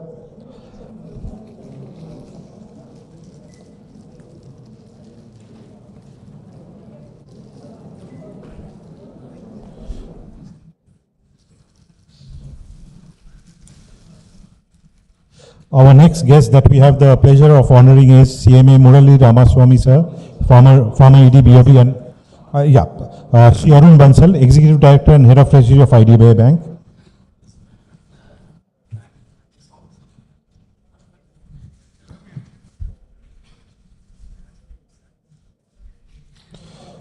Thank you, sir, for coming all the way from Mumbai.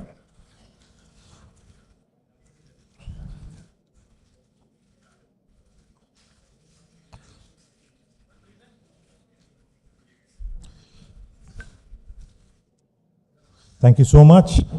Can we honor CMA Murali Ramaswamy, the former ED of Bank of Baroda? He is also a member of our BFSI board. Thank you for coming, sir.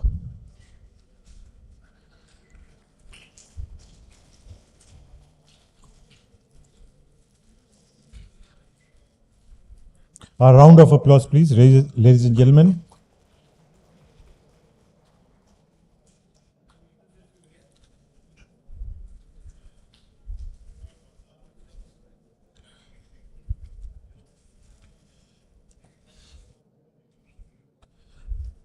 we have the technical session. So to set the ball rolling, may I please request Sri Arun Bansal, the Executive Director and Head of Treasury of IDFC Bank, to address us on the topic liquidity management and role of Treasury in bank. Over to you, sir.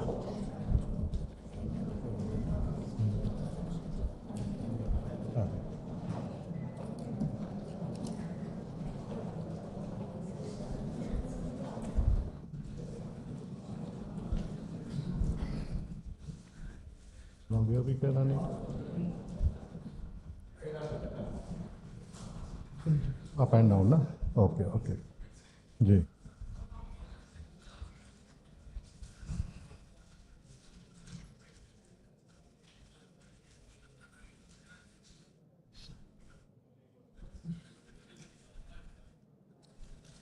Because father?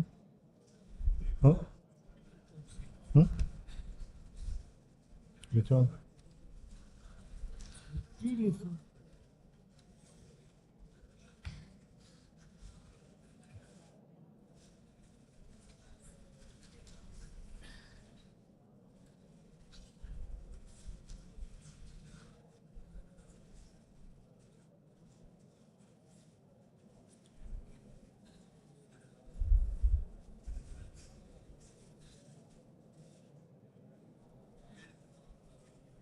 Fine, huh? Okay, thank you. Can I start now? Start. Good evening, everyone. First of all, I would like to thank our chairman, Mr. Chitranjan Chattopadhyay, and RED, Mr. B. Rajkumar. Still, we call him RED only because it goes by default that he will continue to be RED, Mr. B. Rajkumar, for giving me this opportunity and to be part of this platform and sharing the dice with many of my seniors and getting the words of wisdom from them also, sir. Really, it's a great honor for me. So today topic is that India at 100. What is the role of banks going ahead with that if we have to reach there? So I'll try to justify with that also along with my topic of being liquidity and role of Treasury in banks. So I'll say, sir, ki you all are very much capable and learnt of this topic, and many of my seniors are there who have been worked into this. So whatever I am going to tell today, it is like a 100-watt bulb giving that in front of sun only. But please take it from me, and whatever inputs are there is always welcome, sir. So today, actually, we have a very robust Indian banking system is there because our regulator, through their proactive approach and sometimes very timely approach, because sometimes we see some hiccups in the banking system, but very proactively regulator has approached and taken that call. And because of that, we see that our Indian banking system, as our earlier speakers have told, is very robust and have been able to withstand with all the problems, whatever has happened globally. But here, no such crises or no such problems have been seen in the past. Okay. So I'll quote Mr. Ramesh Babu when he was saying, our MD Karur Vyasa Bank, that God, if we are to reach and trust is there, then Wi-Fi and password is required. So I'll say, sir, if Wi-Fi is there, password is there, still transmission is required. So that transmission is my topic of today, that liquidity in the banking system is required. But again, I'll say somebody will challenge that if everything is there, still power is required. So somebody may further challenge me, so it's welcome there. So that liquidity is there because of that only there is a faith in our banking system. So probably that is the thing when I was asked to select a topic, I selected liquidity and role of Treasury is there, sir. This is normally Treasury when a layman or when a means not you all, because you all are from well-known institute and well-trained also. But normally in our childhood or when we see that what is Treasury means a khajana, means a king is there and there is a Treasury with a lot of golds, guinea bags and all those cash is there. But believe me, this is not the case. This is the treasury what we imagine our earlier days, or many of you who have not visited the treasury or got it. This is the treasury, but this is treasury in real. There is no gold, there is no cash, there is nothing is there. Only systems, data, technicals, all those market juggleries, words are there. So this is the real picture of a treasury in a dealing room in a bank. So I have taken some pics.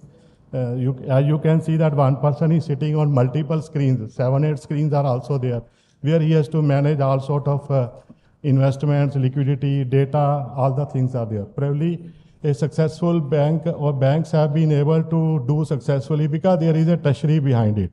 Apart from this general business of deposits and advances and investments, there is a treasury who is taking care of all your liquidity and all the systems in place and on-time payments are happening. I will cover in the later part. So I just want to show what treasury looks like. It's not about gold, cash or other things are there.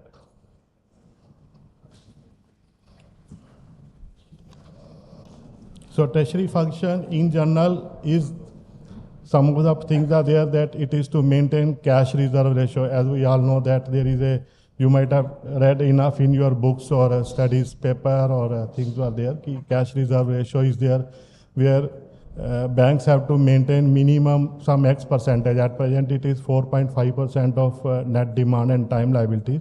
So that function is being carried by treasury. Probably in the initial days, this used to be the primary function of a treasury, cash reserve ratio and maintaining the statutory liquidity ratio, SLR ratio. So these two functions are the primary functions of any treasury in a traditional banking system is there. Apart from that, liquidity management is there. We will come to that in the later part of our presentation, and other known SLR investments are there. See, SLR investments are there which are regulatory required. Apart from that, whatever investments are made by treasury, these are called non-SLR investments. Then banks, treasury do manage interest rate risk of the bank. Then of course, forex trading, forex transactions for the merchants, for the banks, and derivatives, that interest rate hedging and OIS, all those steps are being taken by treasury. And apart from that, nowadays, though this debt raising is part of a finance department, that they do that capital raising and then they do that AT1 and Tier 2 bonds raising also.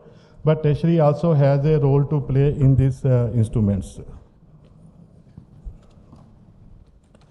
So money market instruments are there, where money market borrowing and lendings and placements are happening. And treasury do play a major role in deciding the rate of interest on wholesale deposits. So normally retail deposit is up to 2 crore. Above 2 crore, there is a treasury who decides that what is the rate should be there. That is depending on the liquidity system, ALM bucket, and then how much to be raised in that bucket above 2 crore, because that 2 crore and above deposit is somewhat more vulnerable. That if we see that that is payable on demand. By bank deposits are always callable. Most of the deposits are callable, because whenever you want a depositor want to withdraw it, he can come and withdraw the deposits. So that's why treasury has been given that role to decide the rate of interest on wholesale deposits. Of course, investments, as I told, there are SLR investments which are by way of statutory ratio. That at present around 18%. 18% is the SLR investments which any bank has to keep, 18% of net demand and time liabilities. So I have got another term for statutory liquidity ratio. These securities are safe, liquid, and of course there is a return also. So that is another form of SLR, where you can say these are sovereign securities issued by a government of India, as well as state government loans are there, treasury bills are there. So these SLR security, you can say they are very safe, and then they are liquid. Anytime you can go to the market and get the money, sell that, and there are online platforms are there. You can sell that, or other than without selling also, you can take the borrowings against that. RBI repo is there, TREPS is there, so LAF operations are there. So anytime you can get any amount against these SLR securities. So then other than that, non-SLR fixed income securities are there. Non-SLR are like our corporate bonds, commercial papers, So these papers are there, banks, treasury do invest and take a call on that. Apart from that, there are equity, AIF, and other instruments are there. Forex derivative, again, treasury takes a major role whenever a customer, an importer or exporter want to remit or take a call on the forex transactions, whatever their incoming expected dollar movements are there, dollar incoming or outgoings are there. So they approach a branch. When they approach a branch in turn come to the treasury for getting the rates. So what will be the rate, and interbank transactions are settled into that. So treasury has a forex derivative, forex desk where you do the forward transactions, where you take a call on. In nowadays NDF is there, currency futures are there. So those desks are there. Then sales counters are there. Sales is also a major part of treasury functions. And now, of course, when we see that RBI is very keen to give the liquidity to debt security, so retailing of debt security is also a function of treasury. Of course, then behind all this, when they have to take a call, there is a department for market information, where economists, where because this institute people, when you have done the CMA and other thing, you can have a major role in that, where you know the in-depth of balance sheets and then impact of those financials into the bank's financials, or when we take a call on non-SLR investments. So there you can have a major role in market information, research, analysis, and management information system. So that is a desk which provide entire inputs to the dealers for taking a call in the market. So coming to today's topic of liquidity. So actually the previous topic is very big, so it's very much difficult to put it into this short span of time. So that's why I've just given an overview of treasury, what function it takes. So without going to that part, we will cover the liquidity, how bank treasury manage the liquidity. So liquidity is most of the time is misunderstood with the cash, that if I have to say liquidity, I should have cash with me. It's not the cash. It actually comprises of two things. One is the cash, means in cash in the cash form, physical form, what you hold it. Apart from that, what is the another asset which you can immediately convert into cash? That is what put together both is the liquidity. So when we say liquidity should be there, like why we prefer to keep gold with us. So gold is like that, immediately you can go and take, either you can sell it or you can pledge it and take the loan. But if you invest into immovable property, so that is not so liquid. So that is not the liquidity. That doesn't come under liquidity. So liquidity means there are cash with you, or there are assets which can be easily converted into cash. So put together both comes under liquidity. And these are that so that my business as usual should be continued. So coming to liquidity management, in the past banks have failed not because they were having some sort of other problems. Most of the problems were related to meet their short-term obligations. So banks run into liquidity crisis. In the most of the financial crises has happened because banks were unable to meet their short-term obligations. So when earlier our MD, Mr. Krishnan sir, Tamil Nadu Mercantile Bank MD Krishnan sir was saying, will I get my money back?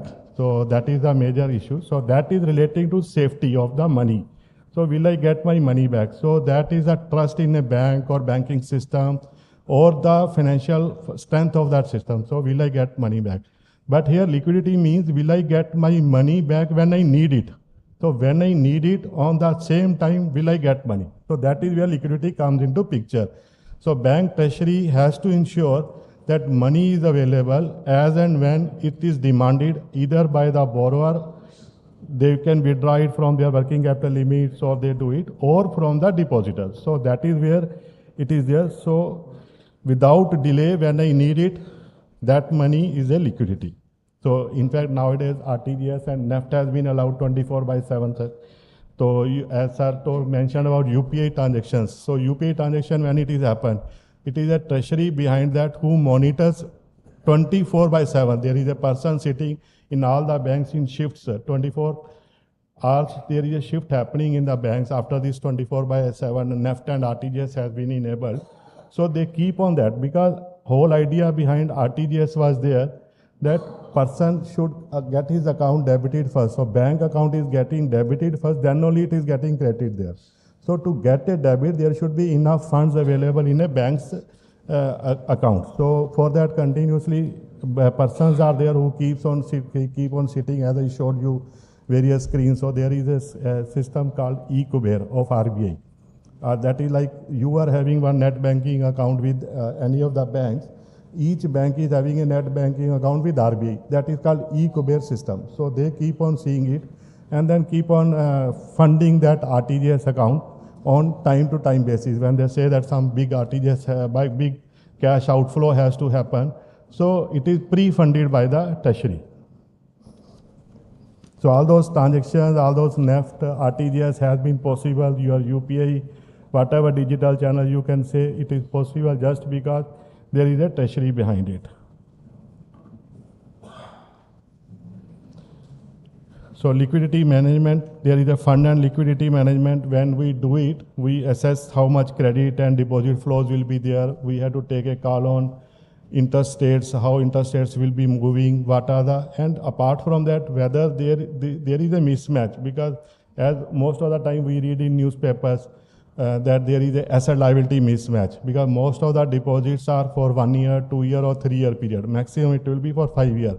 But banks gives loan for 20 years, 25 years, and more than that also for home loan and other things. So there are mismatches are there. So how to run that mismatch? What is my acceptable level of mismatch? We can go to that extent. That also is being calculated by all the treasuries and of course risk management department. They do that part, and then only how much adequate liquidity has to be maintained is being taken care. Then trade-off between short-term and long-term fundings are being taken, diversified funding sources. I will not go reading these slides, so just you can do it. Only thing is that liquidity management and cash management, because none of, even a single rupee should go waste. It should result into interest to the bank, because when bank is paying interest to the depositor, nowadays saving interest is also on daily basis. So your daily balance gets, earlier there used to be there that there was some cut-off dates for there. Prior to that you have to deposit, and if you continue till 30th, then only interest will be paid. Now saving depositor also get their interest on daily balance holding. So none of the money should go waste. That is the major role of fund management. Apart from that, there is a purchase liquidity also, which we do it to maintain CRR ratio, like borrowing from the call money market or repo market, issue certificate of deposit, or selling the bonds, raising the bonds in the money market and do it. This is called purchase liquidity. See, one liquidity is from the deposits, another is from the raising the sources from money market, certificate of deposits or others. There is liability side liquidity management. Liability side, when I say deposits, all the deposits of a bank are liability to the bank. So means it is payable, and all of us know that these are payable on demand. So whenever we need it, we can just walk into the bank and bank has to pay it. There is no if and buts they can do it कि नहीं आज नहीं कल मिलेगा या कल नहीं तो परसों आ जाना, ऐसा नहीं है. Bank has to honor that obligation. Even if you are having a bank deposit of 1 year or 5 year or 7 year, just go to bank and say that no sir, I am in urgent need of money. Of course some prepayment penalties or something will be there, but there is no case that banks can say no. So some deposits are nowadays, bulk deposits are being taken which are called non-callable deposits, but otherwise these are the liability side which we do the liquidity management. Then asset side liquidity management is there. Some of the customers, we sanction the limits. So limits have been sanctioned, but that limits are undrawn, especially in case of bulk loans and borrowings are there. So anytime check can be written.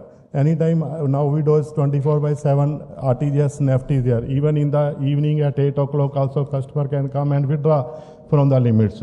So those are also liquidity risk to the banks, where we have to adequately assess how much my sanction limits or my undrawn working capital limits can be drawn during the day by the bank. So behavioral analysis study is being done for that. So how much can be withdrawn? so that I should have that adequate cushion, and I have to maintain CRR also on 4.5% in the evening.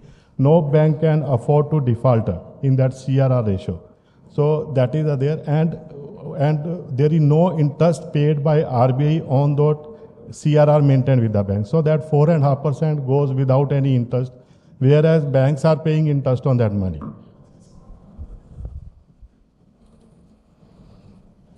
So as I was saying, our regulator has been very robust, and they are taking proactively call on that, how to maintain it, what are the tools available with the banks.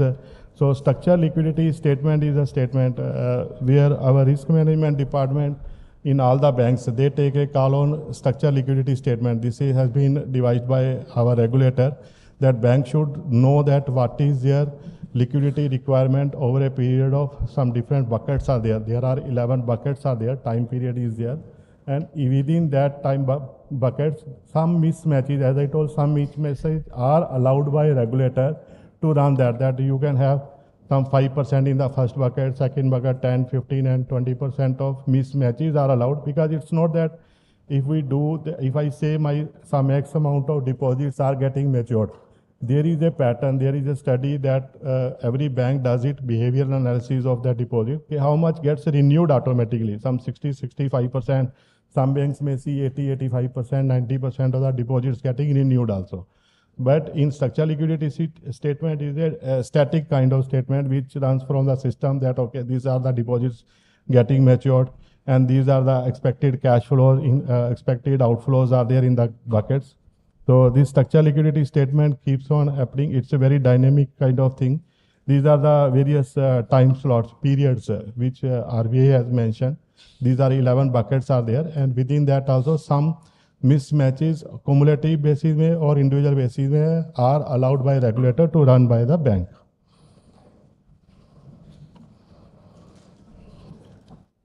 So for any thing, last time when this global financial crisis happened, so as I mentioned earlier, most of the banks faced the liquidity crisis. So subsequent to that, Basel Committee and other, this LCR ratio came into picture. LCR and NSFR, two ratios are there, where LCR says liquidity coverage ratio, that whatever your net cash outflows are there, of course with some calculations are there, of course we will not go into that, that whatever your cash outflows are there, net cash outflows are there over a period of 30 days, next 30 days, you should have high quality liquid assets equal to 100% of that. Then that is liquidity coverage ratio. So all banks are supposed to maintain this liquidity coverage ratio. So that is the proactively things are there which banks keep on doing it. Of course, this was implemented recently. Then initially it started with 70%, then 80, 90, and now it is 100%. And most of the Indian banks, as we were discussing, banks are sufficiently liquidities are there. We will see this LCR ratio is around 130 to 150%. So banks are having high quality liquid assets for more than what is required in the next 30 days. Cash outflows are there. So these are high quality liquid assets composition. What are the things comprising of this HQLA? HQLA, as I told, SLR is there. SLR is a major component of this HQLA. SLR, as it's a statutory liquidity ratio, but as I told, it's a safe, it's a liquid, and of course some returns are there. So SLR, entire SLR, first one is by way of excess SLR, that is above 18%, how much you are keeping, that is comprising of HQLA.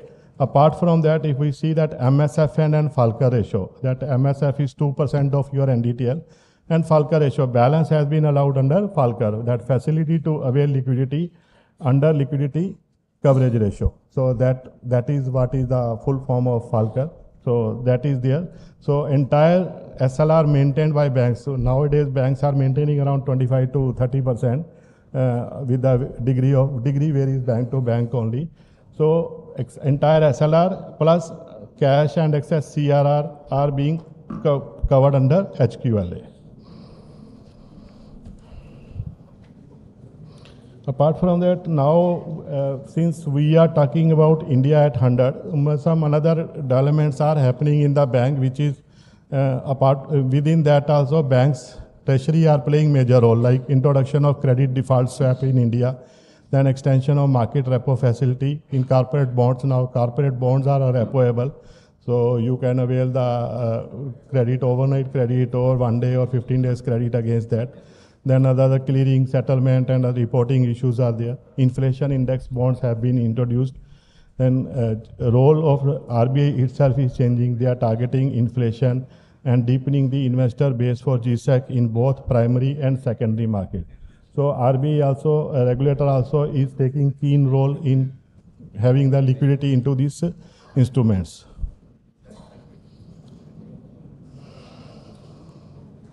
So earlier, MD from Karur Vyasa Bank, Mr. Ramesh Babu, was saying that when COVID scenario crisis happened and RBI infused lot of liquidity into the system to support the economy and to support the manpower and system.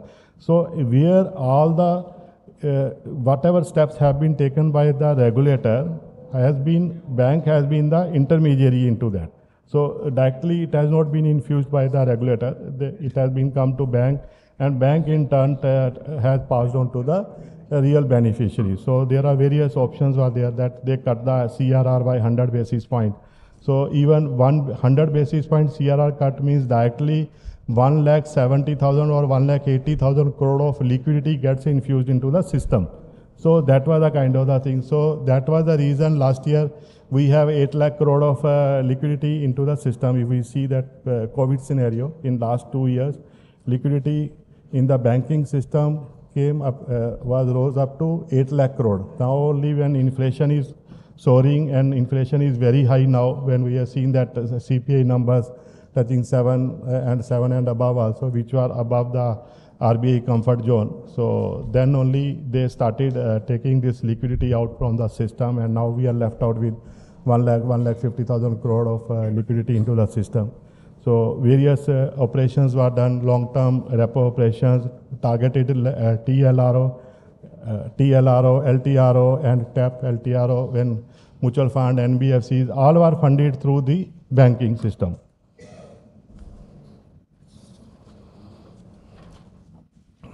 So one another term is there, money multiplier, which most of you might have read in your books also.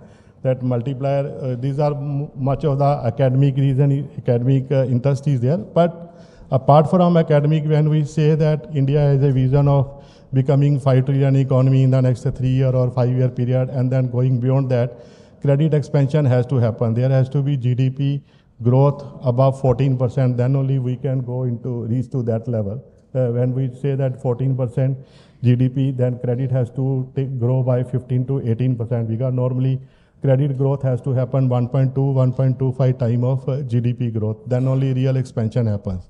Then this money multiplier in simple terms, when a person deposit 100 rupees into a bank, then 4.5 rupees as of now is kept into the bank, reserve bank, central bank. It goes to central bank. Then banks are left out with 95.5 rupees. That is used to lend, assuming no SLR is there, that is used to lend into the system. That person who borrows it, deposit with some another bank. So when he deposit with some other bank, it becomes 95, as of now say 100 rupees here, 95.5 will go to another bank. And again that bank will maintain CRR and give the loan lending to another borrower, that is 91 rupees. So coming into that 100 rupees becomes 7 times or 8 times. So that multiplies into the system. That is called money multiplier in the general terms. So normally M0 and M3 is the barometer where we can watch it. So as of now, money multiplier is around 5.3 is the money multiplier. So any time when they see that credit growth has to happen or things like that, this is the parameter.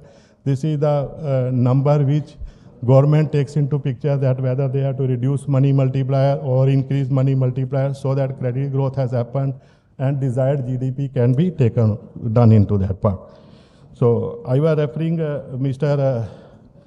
Lakshmi Narayan for MD from Sundaram Housing Finance. Then he was saying that the banks have to change a lot when if we see that India at 100. So I'll say, sir, like Krishna sir also mentioned, a lot of changes have already happened. He told that journey when it started from brick and mortar and ledger module to how we are into digital channel and going into that. So a lot of painful journey have already happened into that. Like I will quote an example, like when eagle is there, eagle attains the age of, means when his beak gets into weaken, it gets weakened, and then he go higher into that mountain and sits there. Then he break his beak, and then to that extent, so that afterward he keeps sitting there for years together, till the time new beak comes. Then he's ready to fly again and take the call and grow again. So that painful journey is almost over, sir. When we did that AQR asset quality review was done, then amalgamation happened, as I told. Now we are among the few of our banks are in the global standing also. It is there. So that painful process is over. Now we are adopting the blockchain and digital and all those new things are there, where banking system is getting changed. Of course, with us, Mr. Mahesh Bajaj is there. So I think he is the transformation head, and he headed all those department in our Indian bank. So probably he will cover into his speech when he will do it. So he will tell that how banks are changing into the system. So banks are changing, and definitely India is in better shape. Indian banking system is in better shape. So with that, I will end my speech. Thank you. Thank you. So wish you all a happy new year. Take care. Thank you.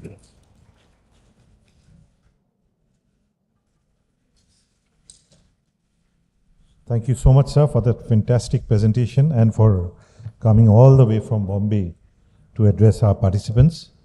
Ladies and gentlemen, our chief guest for the next session, Sri Mahesh Bajaj, he's the ED of Indian Bank, is already there. So we'll be keeping you waiting for some time till this technical session ends. And next speaker is an address by Sri R. Radhakrishna. He's the Chief General Manager of State Bank of India. Ladies and gentlemen, State Bank of India is, of course, the household bank, the largest bank of India. And as mentioned by one of the eminent speakers, it also finds a place in the top banks internationally. So may I please request Sri R. Radhakrishna to kindly address our August gathering. And over to you, sir.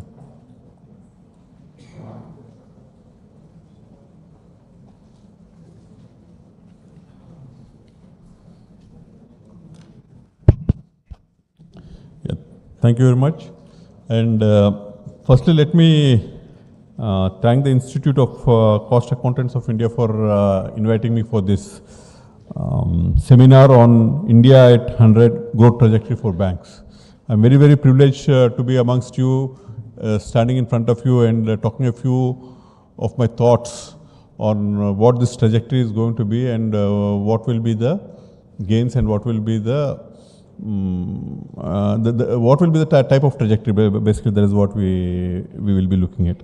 So the distinguished guests who have spoken earlier to me, the guests who are on the guests who are there on the stage, and all the invitees from the institute and from the Madras Management Association also, ladies and gentlemen.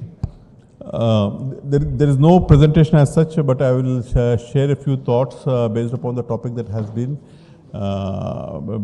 is being deliberated today, and I'm sure that there are a lot of insights that have been given by the speakers who have preceded me, all eminent people in the banking industry with huge banking experience. The most dramatic changes that has taken place might be in the last 30 to 40 years. When I say dramatic changes, I am not talking about the banking industry, but also there has been a lot of technological upgrades that have happened in the last 30 to 40 years. And the pace at which the technological upgrades are happening is phenomenal. In the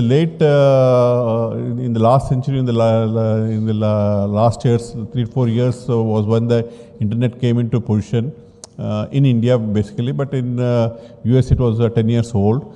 But the way that the internet got transformed from 2G, it was only first up only 128 Mbps it was there, then it went into 2G, then 3G, 4G, and we are talking about 5G. As the bandwidth of internet increases, the possibilities of how the technology is going to leap into is much higher. They say if internet was what happened in the 1990s, thereafter whatever has happened happened at much faster pace, and you will be really surprised to note that things which were not conceivable 30-40 years back, now people are saying these are possible. 5G, with the introduction of 5G, we understand that the way the medical field is going to improve will be tremendous. Such type of changes in all technological fields will really baffle you the way the economy is going to develop. And let me tell you one thing, the ecosystem of the startups which has now developing, I would say, it has not even, it has just started, but already people are seeing the effects to such great extent, not only in terms of how the processes are going to run in the various factories, in the various institutions, but also the amount of impact it is going to have on the economy. The wealth generation is going to be much faster. So with all these things, the way the banking is going to develop is also going to see a lot of changes. These changes will be not only because of how the demand and supply for money will change, but also because of the technological transformations that are taking place in the economy. We already are seeing the effects how traditional bankers have now become starting to lose their mettle from time to time. I would say that this started off somewhere in the 1980s, more pronouncedly in the 1990s, when for the first time the word disintermediation got established with the availability of a number of products by which the barrier which was there between the lender and the depositor, the borrower and the depositor through the bank got disintermediated. That is, the role of the bank got reduced because the depositor could have access to the borrower. He could invest in their companies through the stock market or any other instruments that had come into play during that point of time. So that is how it started, all the disintermediation. And as we now delve deeper into this, this disintermediation is becoming, I would say, much deeper. And you see the number of players that have come in.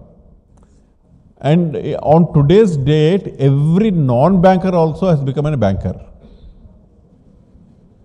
Google is not a banker, he is a technical platform. He has become one banker. All technical platforms, apps, whatever you are talking about, they have become a bank by itself. And you will be surprised to note on today's date, the government itself has become a bank. They don't need actually a bank in the real sense.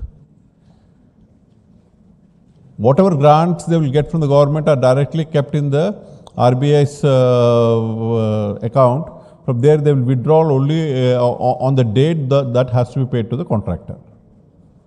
So there is no need for banks, and the way it is going to develop, there are going to be a lot of challenges as regards the of course, disintermediation will be completely enforced at that point of time. That doesn't mean that bankers will be out of business.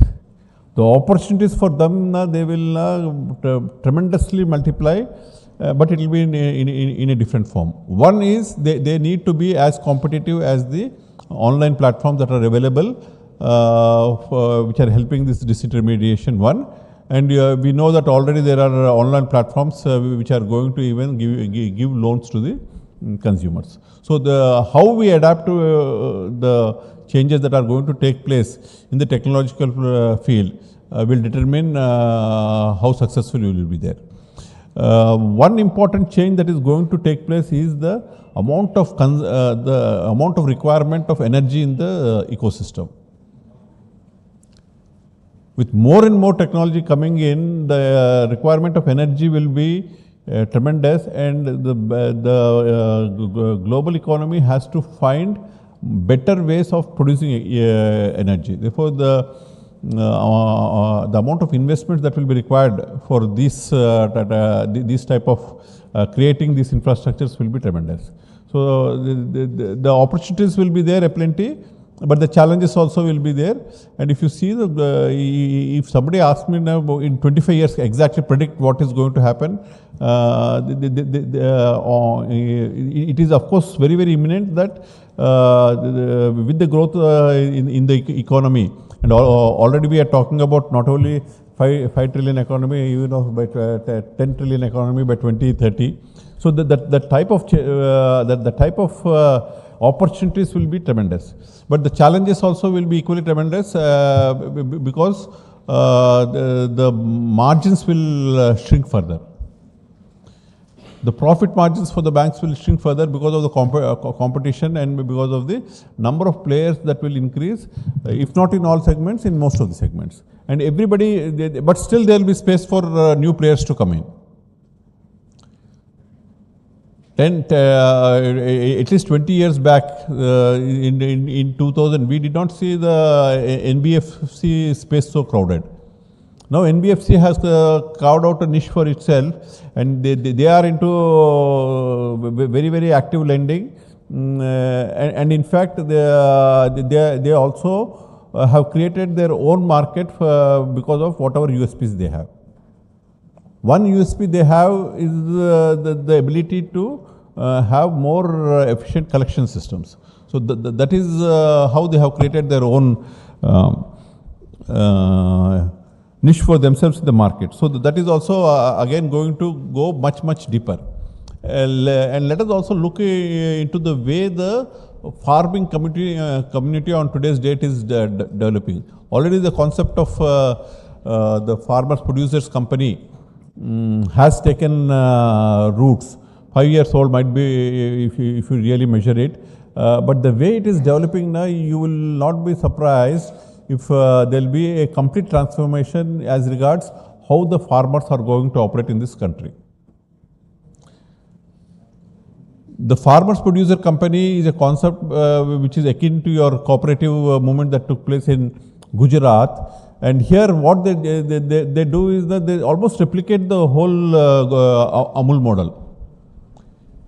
The producers form a cooperative, all their farm produce is kept under scientific storage conditions. They have their own manufacturing facilities to process these products, and ultimately now they are the sellers.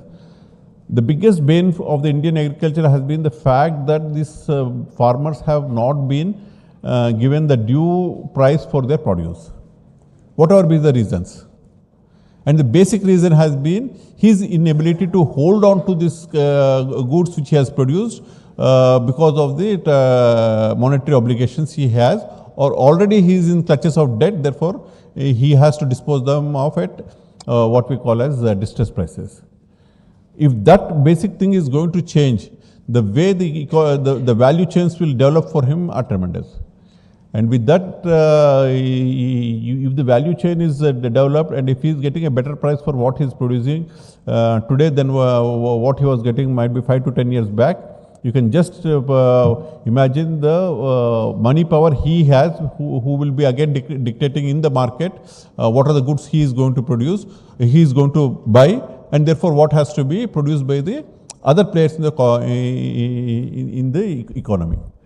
So this will be having a multiplier effect, and the economy is bound to grow. And if you see the competitiveness of the Indian market vis-a-vis the other players in the market, basically we talk about only US and China as on date, because our demographic composition is such that for us only China is the competitor as such. Of course, US is much ahead. Not that China is not ahead, they are also ahead of us by about say 6 times more, but the way the economy is growing at 5.5% per annum on an average continuously for the last it is 10 years. So that is what we are going to cash upon, and this is going to generate not only money in the system, but also it is going to generate huge amounts of employment. In spite of this, I am telling you, the requirement of investments from abroad will be very high. If you just look at the capital market and the type of savings we are having now, whatever our growth needs are there, whatever our need for infrastructure development and therefore investments is still very high, that we will be still dependent upon a lot of investments from the other countries. And these funds are available at many of the Western countries at reasonable prices as before this crisis, the present crisis which we are seeing. So that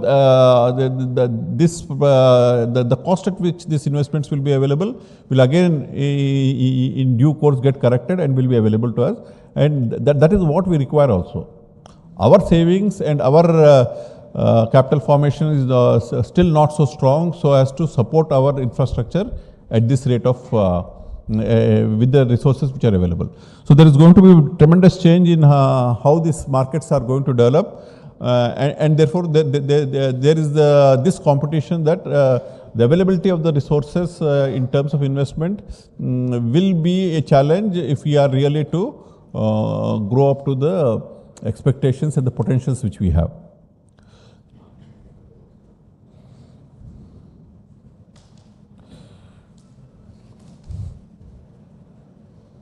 Of course, the MSME sector is going to have is going to continue to be the driver of the economy to a larger extent than what it is at present. We are almost seeing the last days of the public sector organizations. Slowly they are being disinvested. And we are seeing more of private entrepreneurial power coming into play in respect of most of the sectors which were originally reserved for the public sector. So with this type of economies being developed, which will be more dictated by the ability of the private entrepreneur, the economics of the whole process are going to improve. There is going to be more efficiency. There are going to be some pitfalls also from time to time. But if at all there is one pitfall that can happen in such a growing scenario, will not be anything, it will not be very serious unless it has to do anything with the food shortages. If there is going to be food shortage, then the real concerns will start for the economy. Otherwise, there is no negative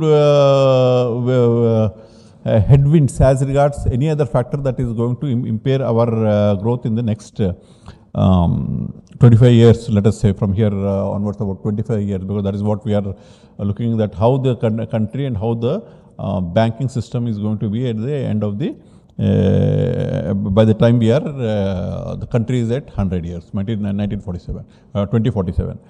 So this is how broadly the banking system and the economy is going to develop. And when we talk about the development of the economy, one important factor which we need to now be conscious about and factor in is it is at what cost of the environmental degradation that is going to take place. So that is why we are hearing a lot about sustainability nowadays. And going forward, I am of the opinion that GDPs will not be calculated as we do it classically today, but there will be a cost to that also, which has to be deducted. So if you are going to adopt a given technology and it is going to cause some growth in the economy, you also need to factor in the minuses that are going to happen by way of environmental degradation. Very, very important. I was hearing one lecture on about what is going to happen as the global temperatures increase. when the global temperatures are going to increase, the amount of time a crop takes to mature will be reduced drastically. Something that is maturing in, let us say, 90 days, a wheat crop or a rice crop, let us say it matures in 75 days. The quality of the grain and the quantity of the grain both are going to be affected adversely. As simple as that. So you can just imagine what will be the effect of such type of environmental degradation on your economy. What I was saying, a food crisis can be triggered because of this fact, because of global warming. So this is my talk on the way the economy is going to perform and the banks are going to perform. The outlook is very, very bright, I would say, because of opportunities which we have and the advantage in the demographic front which the country is enjoying. And also the fact that Western countries are looking for some other option other than China. Of course, that's almost now 2 years old. So that is what is going to remain for at least another 10 to 15 years, which is going to drive our economy. And once the economy develops and the proper forward and backward integrations are available within the country, this is going to result in exponential growth trajectory for the economy, and therefore since banks basically are the proxies for the economy, let it be any bank, they will depend irrespective of what will be the internal parameters. Basically they also will be having the same trajectory as the economy. Of course, they have their own issues which they have to tackle, which will be different from a bank to bank. But what we have seen in the last 5 years is the fact that the banks have developed more robust systems as regards the credit assessment, and therefore they are in a much better footing as they were might be 5 years back. 2018 was the big crisis the banks had faced when most of them had gone to red, including State Bank of India. But I think after that there has been a lot of course correction, basically aimed at improving the way the credit is assessed, and other macro factors like capitalization, all those things. So that is how the bank has developed. Okay, I'm concluding, I'm through. Yeah, so I got a signal that I should be concluding, right. Thank you very much. If anything, any questions are there, might be in the question answer session, I will like to throw more light on any of the aspects which interest you. Thank you very much.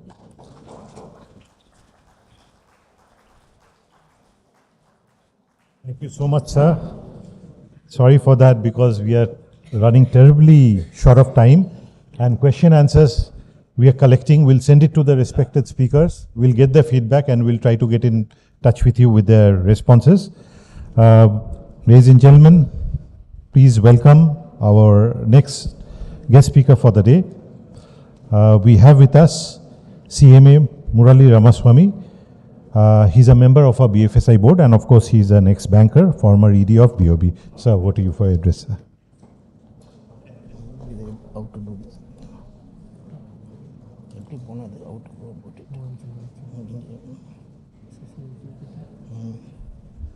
So, how to go next page? How next page, how to go? Will you do otherwise?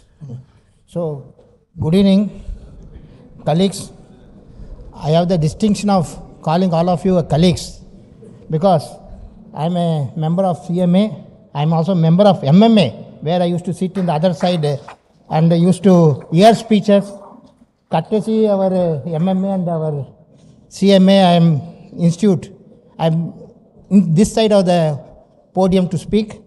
I know I have to be very brief because otherwise, it will be stressful for you. The statement which I am going to do is stress asset in banks and also roles of professionals. I will not take much time, maybe 5 to 10 minutes maximum.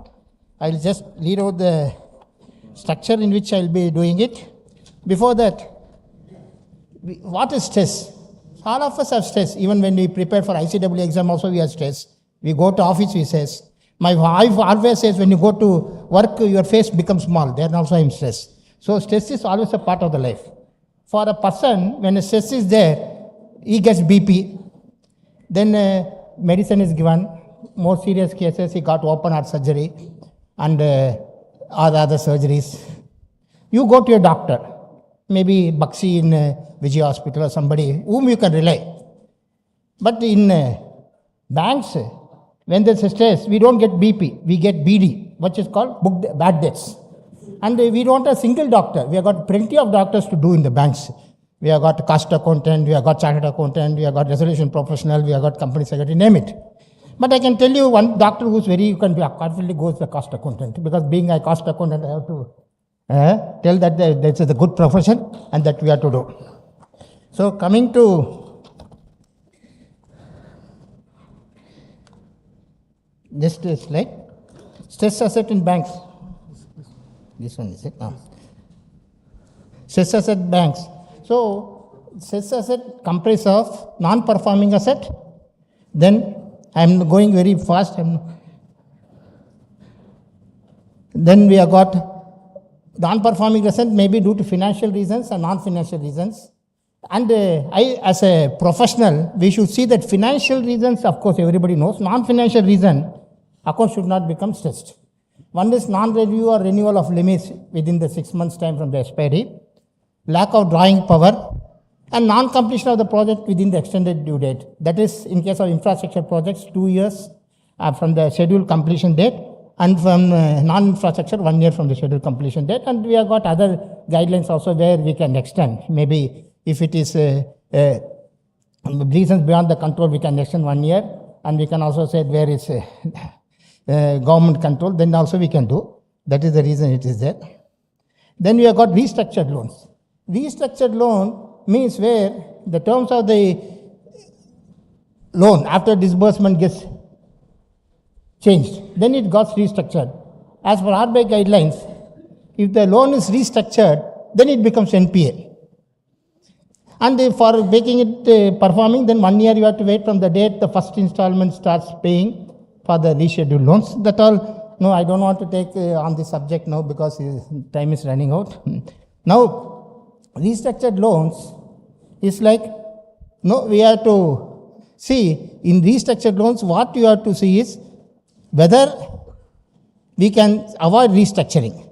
So that is a very important thing. And one area where I see many people other than bankers do is interest reduction is not a restructuring. If interest is reduced due to competition, maybe our colleagues from the bank's board now, earlier I was in the board, now I was in the executive director in Bank of Baroda. Every day, every MC or every management committee meeting or board meeting, the request will be interest concession. And uniformly you said this bank is giving so, that bank is giving so. That interest concession reduction is not a restructuring. Though some books says interest reduction is also restructuring. Interest reduction due to competition is not restructuring.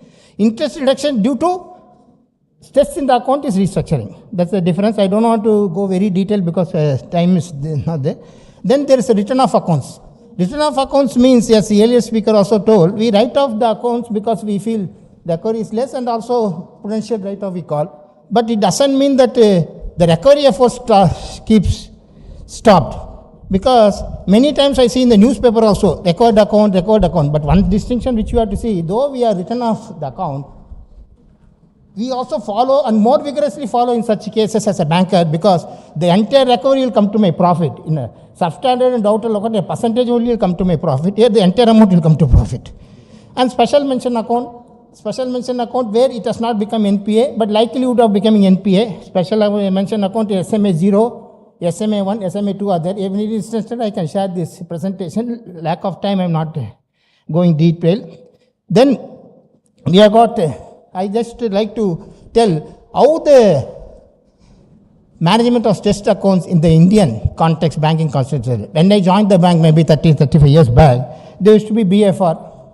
I remember the BFR will collect all details, OA will be there 2 to 3 years. By the time the system itself will go. Then government accepted DRT and DRAT. Then also the delay have started happening because people go to litigation. Then they all started SURFACE. SURFACE they told they will be you will have you need not go for court permission. You can give public notice, surface notice, and 60 days you can go. But again, the defaulters found how they can avoid this system. I remember when I was in the bank, as a banker itself, my MD told you purchase one asset in Mumbai. So I also purchased this good asset in a consortium account. Then what happened? They didn't. The defaulter told, as a banker, I cannot purchase in the consortium. I should have 2 times that should have gone for auction. As a banker, I don't know, but defaulter knows more than that. That we should know. That is the thing. So this is one area which we have to be very careful. Again, other than this one, we have also got restructuring. Restructuring can be done, banks themselves calling the borrower. Then there was a system of CDR, corporate debt restructuring. I, as a banker, attended a lot of sessions in it. I should honestly say that was one of the best systems. Maybe CDR, there used to be a empowered group. There will be a monitoring committee. So every 15 days, religiously in IDBI Towers in Mumbai, there will be a meeting. And there they will appraise a project. They will call that monitoring committee, will put CDREG. CDREG will be from the credit department, because credit department always raise queries in any bank, so that you should always know. So they will raise queries. Those queries are addressed. Then again they go to the monitoring committee. Monitoring committee prepares the report. Then it again put in a CDREG, and then it is approved. So trust me, I will tell you, many good corporates now doing very well. I don't want to name because of lack of, were in CDR. I had voted for the resolution. So many good corporates were there in CDR, and CDR was one of the very good system. Then after that we had CAP, all those things. I don't know that because of lack of time. Then presently we have gone to IBC. IBC is one of the very good system where all the lacunae of the past has been addressed. One is there is delay. IBC says if it is 180 days maximum plus 90 days, 270 days plus 30 days, 300 days. So IBC has got a system. IBC is a system of resolution professional who is a professional and who also addresses properly the viability aspect and puts up through. There's a committee of creditor who are the credit people of the banks who sit there. So whatever query they raise and finish it there. So that is the way it is very good. But again, I have got a statistics now presentation, resolution of stress under IBC. This if you see, there, now the days are increasing. The resolution said previous, this one,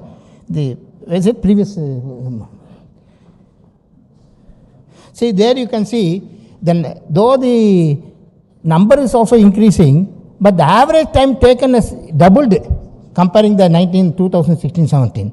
So professionals, we should address why it has been doubling. And I'll tell you, trust me as a practical banker, if you delay resolution of stressed asset, you can forget it, it will be a bad asset and will be a loss asset. So you should be timely resolution of stress is very important. Then we have got professionals. So who are now coming to the role of professionals in the stress asset management. So my feeling is prevention is better than of cure. So when you appraise a project, friends, you should see whether the projection is correct. Whether in the technical appraisal, you have got technical, managerial, marketing, financial. You see whether all those aspects are properly done. If you are not aware of technical, go to a technical consultant, get it done, satisfy yourself. Then you put a SWOT analysis and weakness and threats, mitigate it.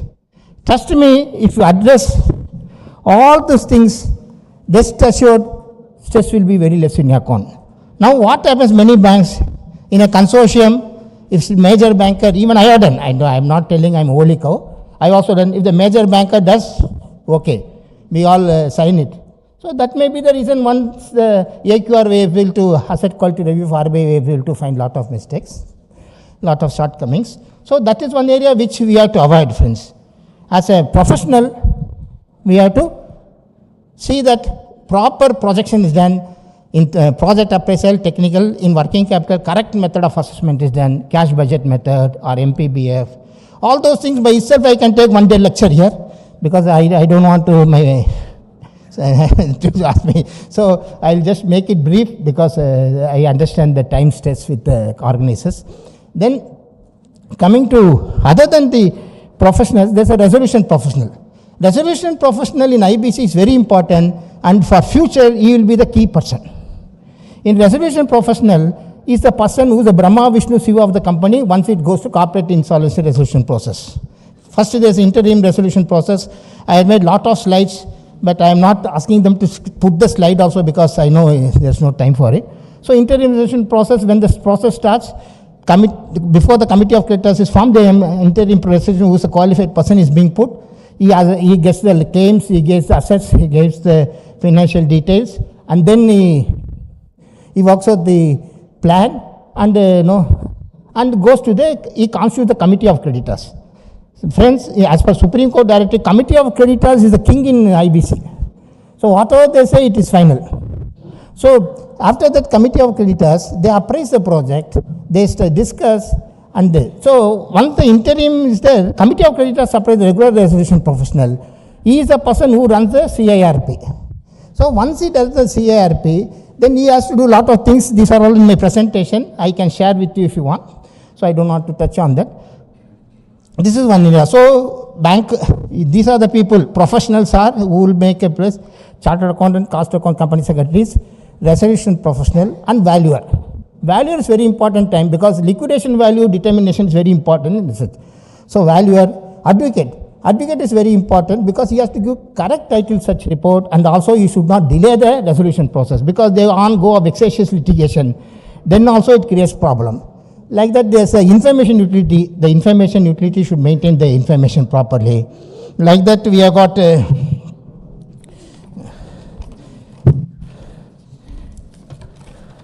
then auditors. Auditors have got a very important role, brothers. See, they are doing lot of audit, concurrent audit, then statutory audit, then stock audit. So many audits are there. So they should be able to identify the sickness, and as a professional, whom you also be a concurrent auditor, stock auditor one day, see that these things are done diligently, and the stress is taken up at the right moment, at the right time. Apart from that, we have also got,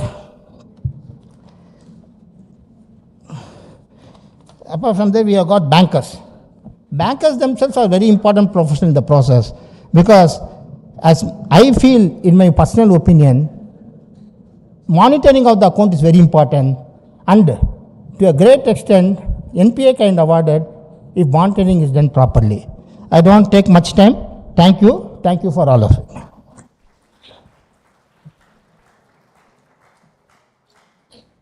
Thank you so much, sir, for your address, and especially for honoring our request to keep it brief. May I now request our beloved President, CMA Vijendra Sharma, to kindly offer his comments as a sum up, sir. Can we have that Economic Times extract? You can exclude it. Thank you, sir. Thank you very much once again. The presentation was very technical, started by Mr. Arun Bansal. He has just mentioned the different way of treasury. And he started with the traditional treasury method. Now he is moving to the banking. Now we are moving to the cryptocurrency. I think God knows what he happened. Last week we had a seminar at the global level when all the SAARC countries, and the topic was the cryptocurrency. And the people was from Bangladesh, Sri Lanka, Nepal, Pakistan, everybody was there.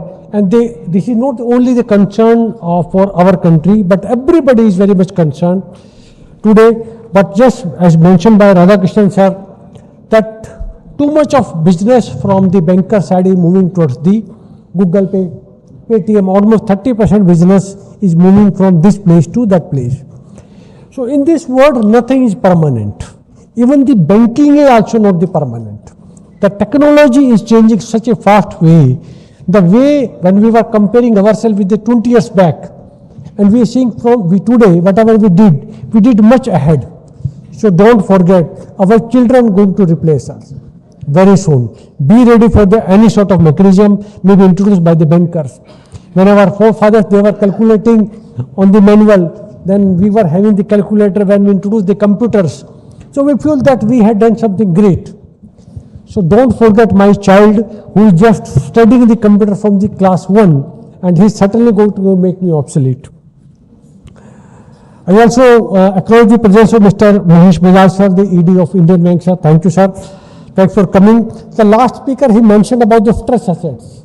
So people were too much stress, how many slides we do have.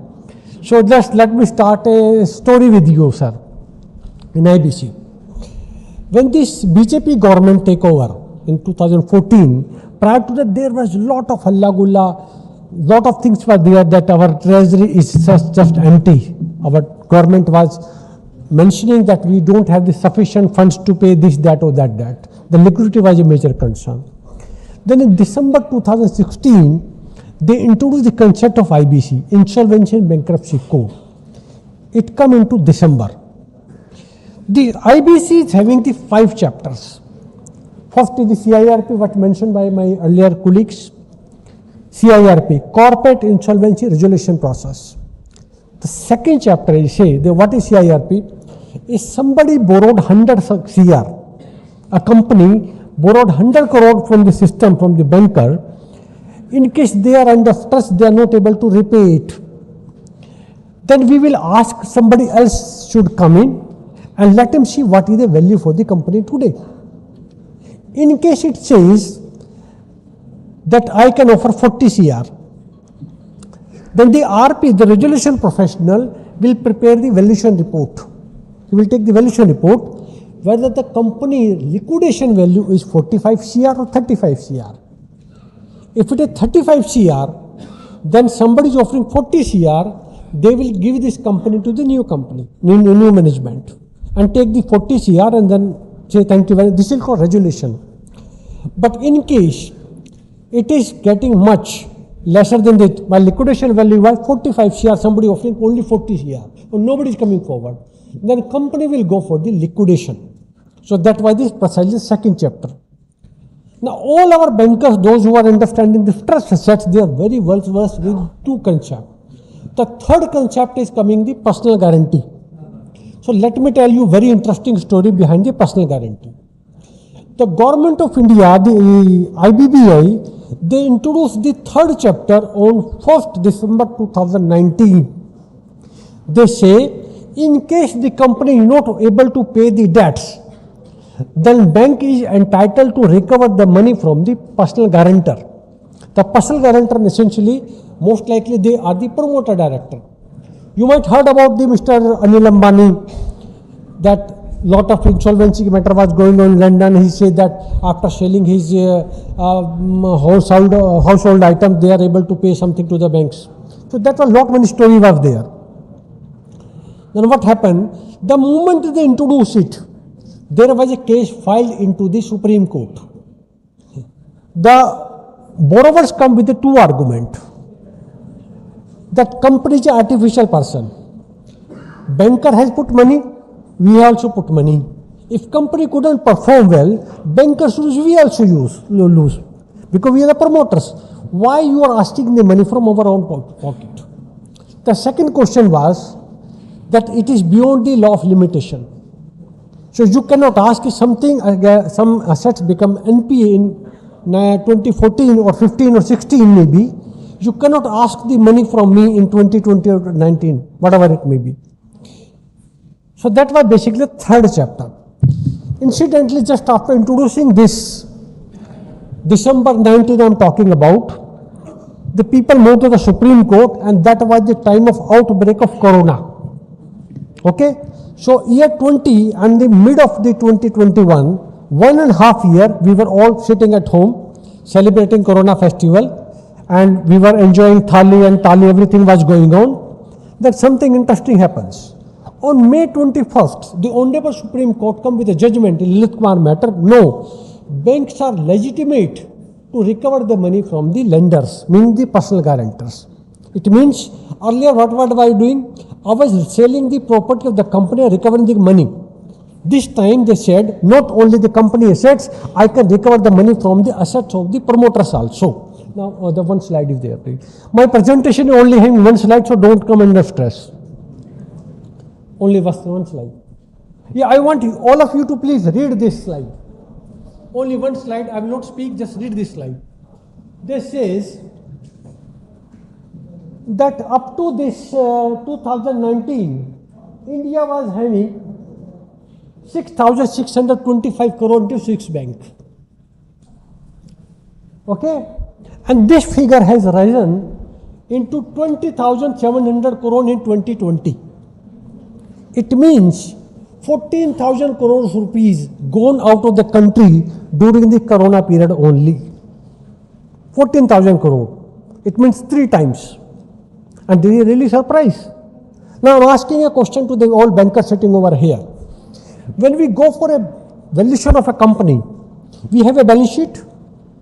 Through the balance sheet, we have the complete document, what are the assets available to the company. We can put a value to it. It may be 0, it may be lakh, it may be crores. We have certain document. In case of individual, what document do you have? If you say that you are having a net worth certificate, I can get you the certificate within 5,000 or 10,000, maybe 50,000, but whatever damn certificate you want, I can produce. That everybody of us know it very well. Now, what mechanism do we have? Now, let us understand one thing.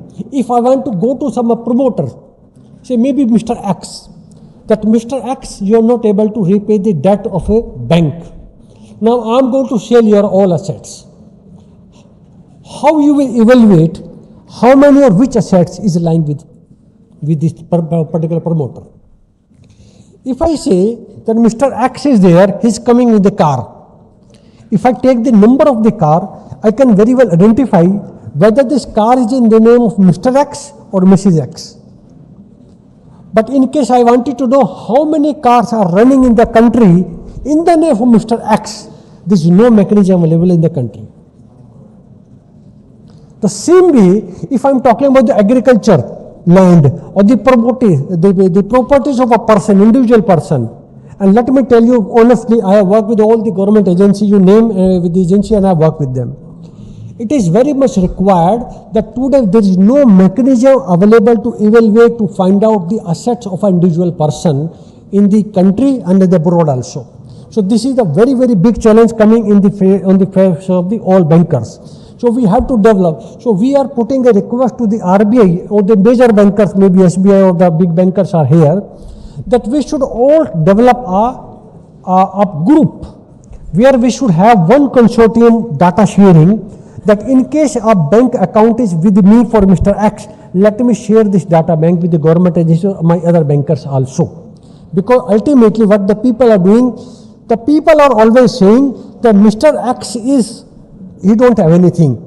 But the promoter people, my son 20 years old, he is struggling to get a job, employment somewhere. But the son of a promoter who is 21 years old says, sir, my son is doing wonderful, he is starting of 100 CR. What they do? They diverted their funds into their friends and families.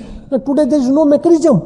How long we are having the agency like CBI, we are having SFIO, we are having the economic offense wing, how much we are depending on them. So the time has come, the bank have to give a serious thought. We have to develop some sort of mechanism to identify how we can identify the asset of an individual person so that we can have a better recovery to the banking channel. So with this, I am thankful to all of you. Thank you very much, sir.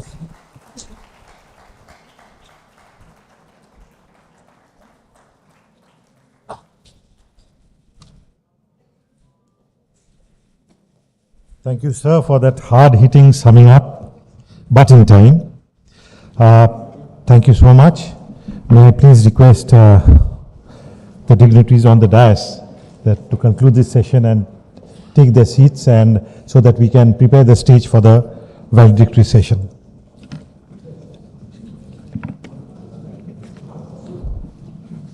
If you can reset the dais, please.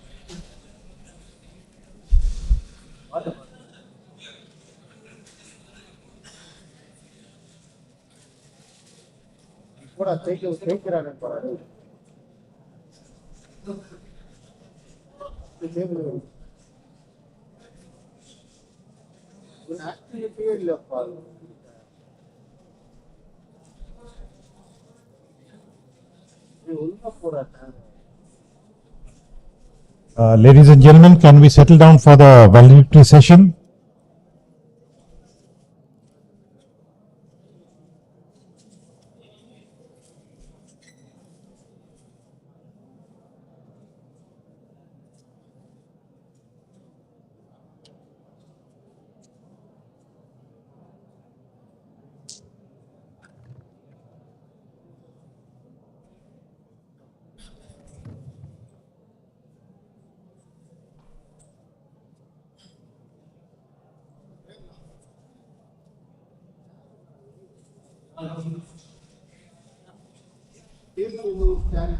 May I please request President CMA Vijayendra Sharma and CMA Chittaranjan Chattopadhyay to kindly accompany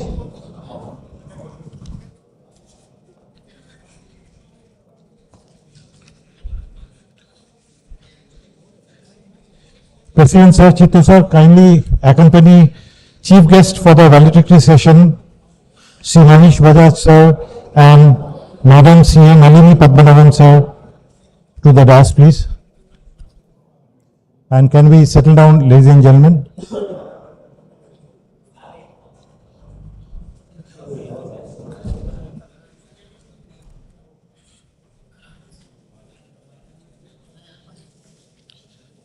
Nalini Madam, can you please come up on dais, please?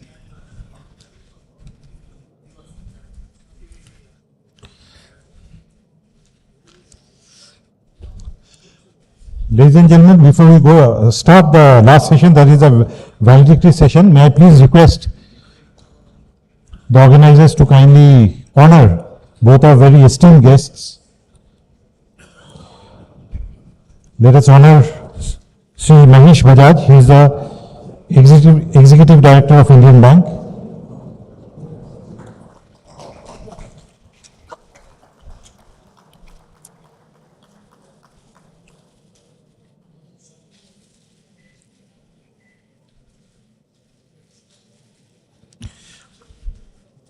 Can we please settle down, ladies and gentlemen, for the last session?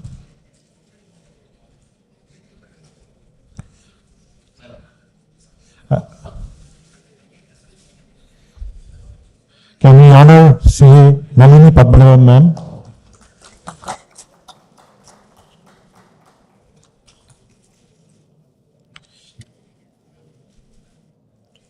Can we settle down, please?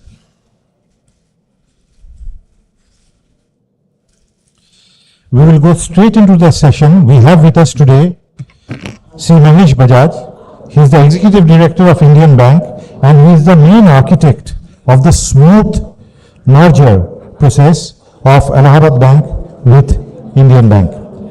Ladies and gentlemen, kindly put your hands together to please welcome Sri Manish Bajaj. Sir, if you can kindly come up and address our participants, sir.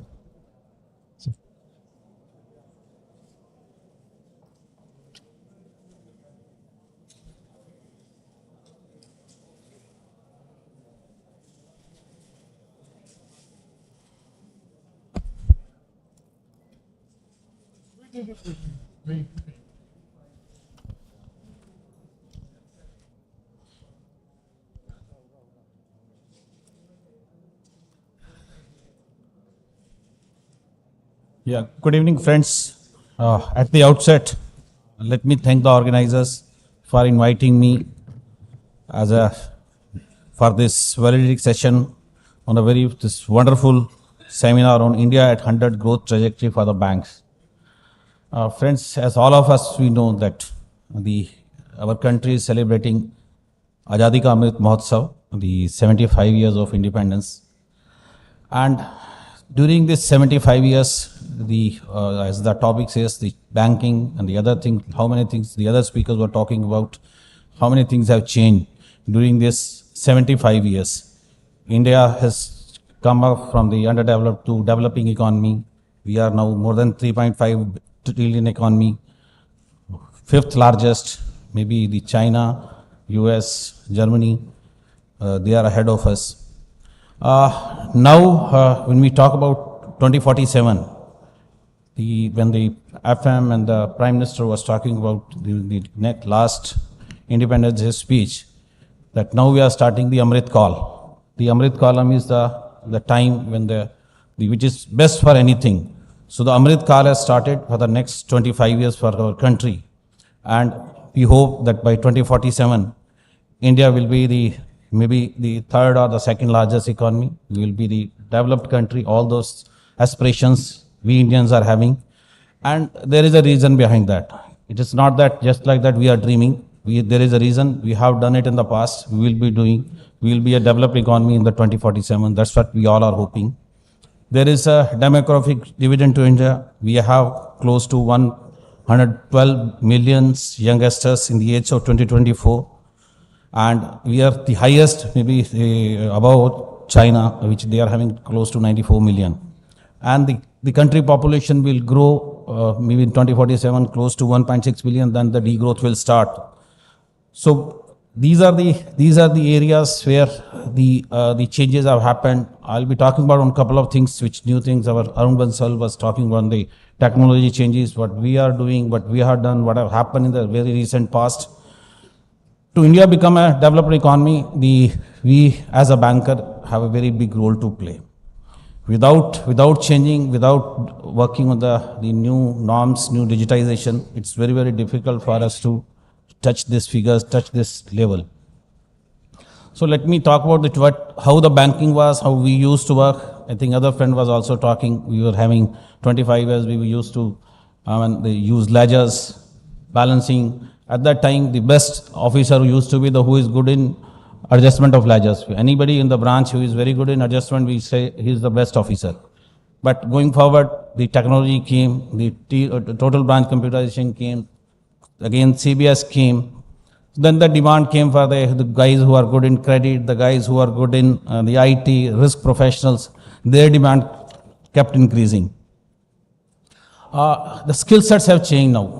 The things are now, we all talk about digitization. We talk about a loan even on our own bank, we started maybe 5-6 months back, the pre-approved personal loan. With a click of three clicks, within 25 seconds, amount is credited without any human intervention. Totally end-to-end digital. At Indian Bank, we have almost done some close to 14 to 15 products which are end-to-end digital, and going forward, maybe another couple of days, we are coming up with more digital journeys. When I was in Singapore, actually, prior to my assignment in Chennai, I was in Singapore. At that time, the study was done by Ministry of Manpower and E&Y on the banking. They touched upon almost 121 activities, 121 jobs. And out of that, they found 90% of the jobs will go away in the next 5 to 7 years because of automation and machine learning. Now, what do we do? What do we do with the existing manpower? As far as our country is concerned, we have a lot of manpower. We can change. We can bring the people, new people. If a company doesn't have the capabilities, they will hire and fire. You recruit new people. But in a country like Singapore, we can't do like this. Even if we go for hire and fire, half of the manpower, half of the skilled manpower, which was skilled maybe a couple of years back, but today they are not having that kind of capabilities and capacities. In Singapore, what they did, I was also called for that meeting. I was also part of that meeting. They were talking about that these people, they need to upgrade their skills. Even though as a banker, we were asked, you can give the name of your people. They will be given training. Even the salary part was being taken care by the government of the Ministry of Manpower in Singapore.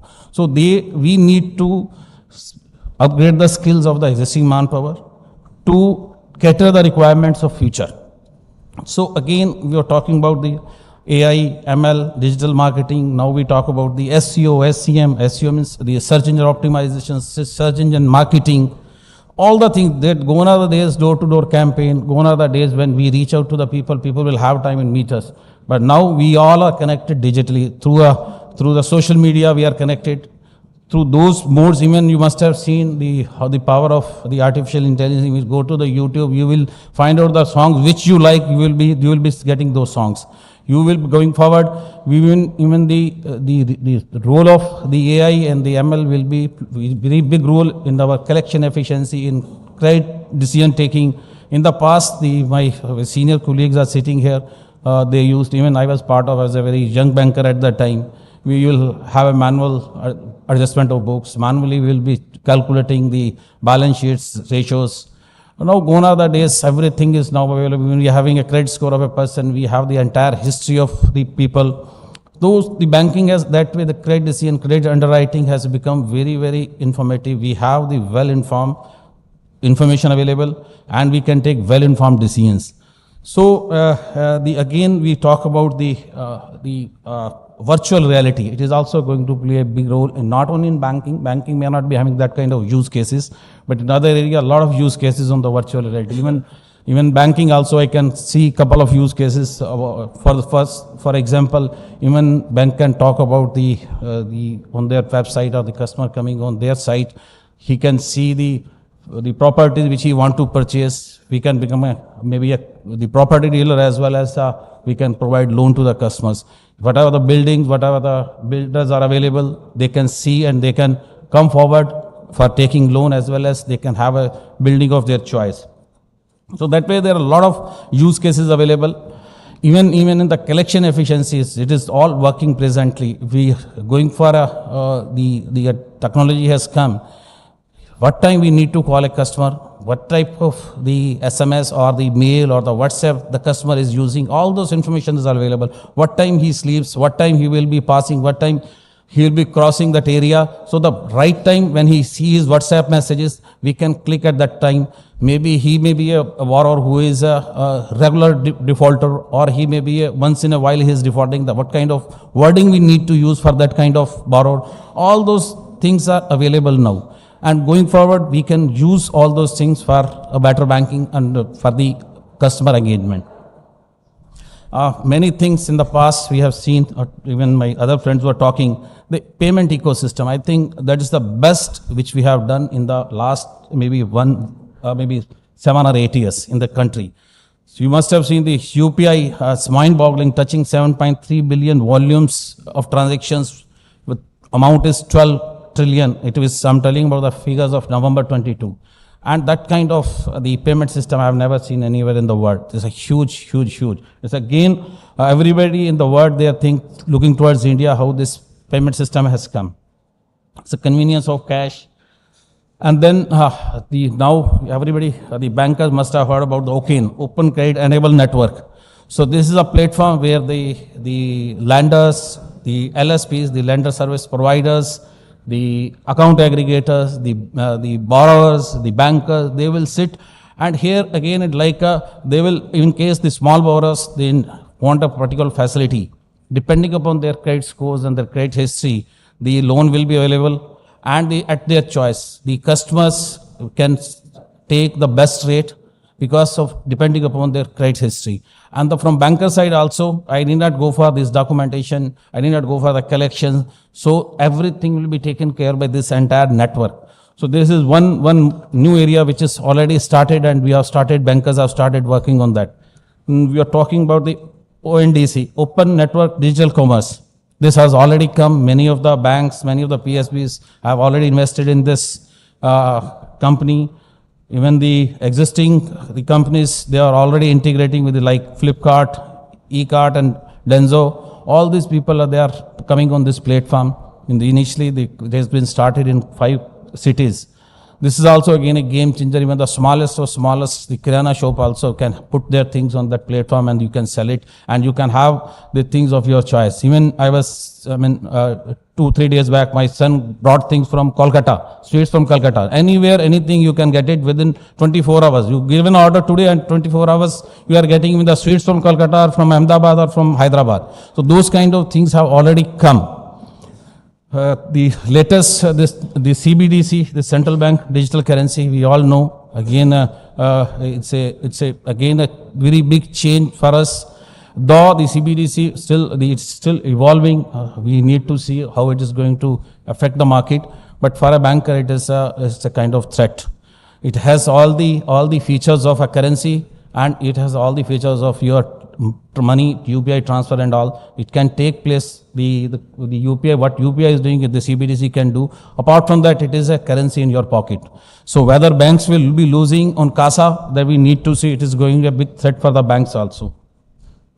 Then we are talking about the fintechs and the banks. There was mostly there we discussed whether the banks will be taking care of they'll be doing the job of fintechs, or the fintechs will be doing the job of banks. As far as my opinion is concerned, I have during the last 2 years, what I have seen, they will complement each other. They will be helping each other to make the industry more robust. The neo banks, again, new threats. Banker have to change, otherwise our pie of share will be taken care by the others.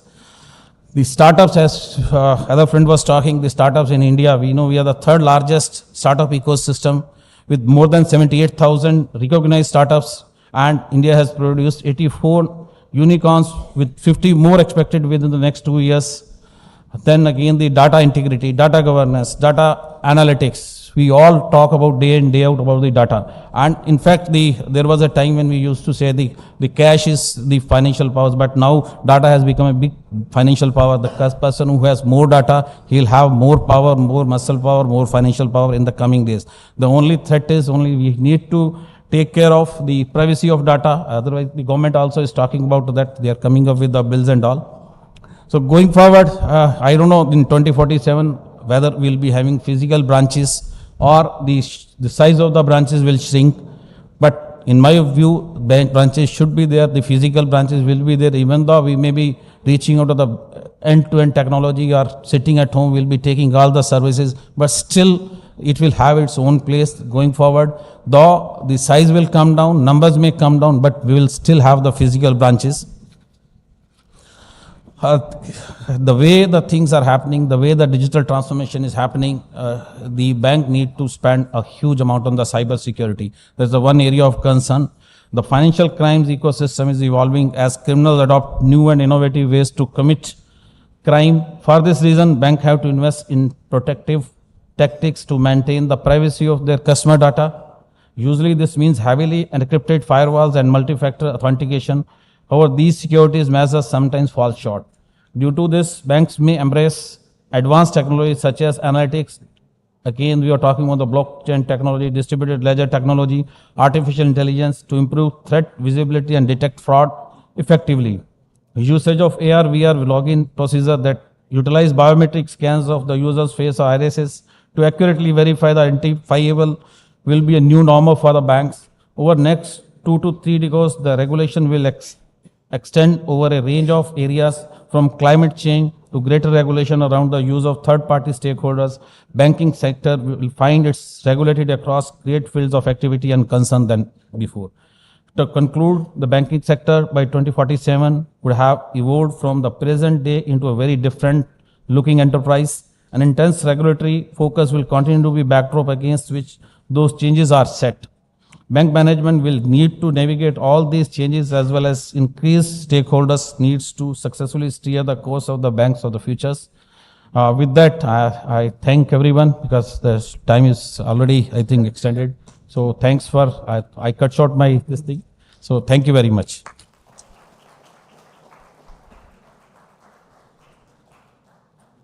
Thank you very much, sir, for giving us a peek what we can expect in the year 2047.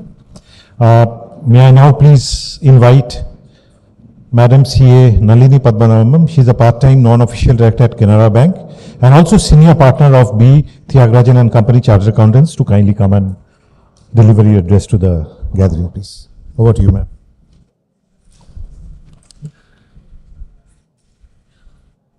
ಇಲ್ಲ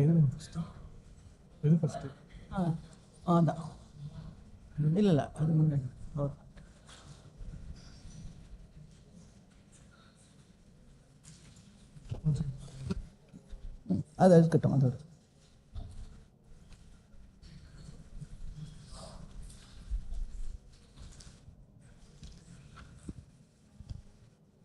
Good evening, all.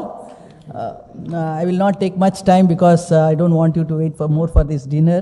So I'll just introduce you to the new concept called digital currency, which is going to be the in thing.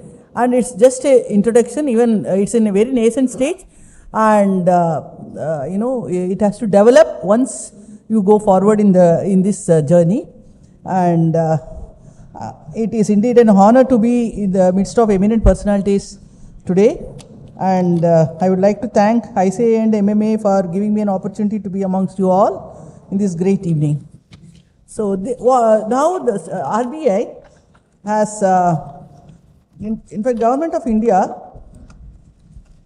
on February 1st, 22 has announced the introduction of central bank digital currency with this symbol, with the intention of giving a big boost to the economy of India in the digital space.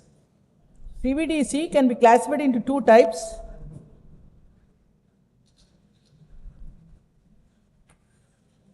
And it is akin to the legal tender, and there will be a wallet, and anybody can, as we use our wallet to have the regular currency, this digital currency also can be taken as in a digital wallet. So CBDC can be transacted in denominations prescribed by RBI, and I'll show you what are the denominations.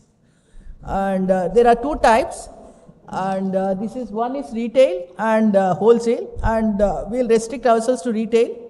And I'll just show you this will be the digital currency model. Like this is what has been given, and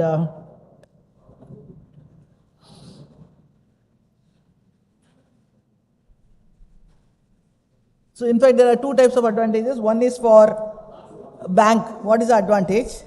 One is the costs involved in physical cash management, fostering financial inclusion, bringing resiliency in efficiency, and boosting innovation in cross-border payments, and providing public with users that any private digital currencies can provide without the associated risk. In a nutshell, what this is it will be, anybody can operate it even without a internet or anything. They have to just download an app and they can do that. Even without banking, they can do. What is the difference between UPI and the digital is, UPI has to hit the bank, whereas digital currency will not have it will not hit the bank, and it will be from person to person. And digital currency issued by RBI will be considered as its currency liability and shall accordingly be accounted. And banks act as the intermediaries, facilitating the transactions of digital currency. And now the RBI has selected around 12 banks for doing this as a pilot project. And in fact, as I said, it's in the nascent stage, and it will, once you start it, many questions will come, and then accordingly it will be answered and it will mature itself. So I think so I've just prepared few FAQs. That's also an introduction. You can just go through that, and if you have any questions on that, you can send it to me.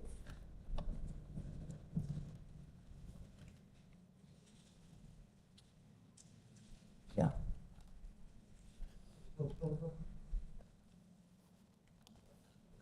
So how does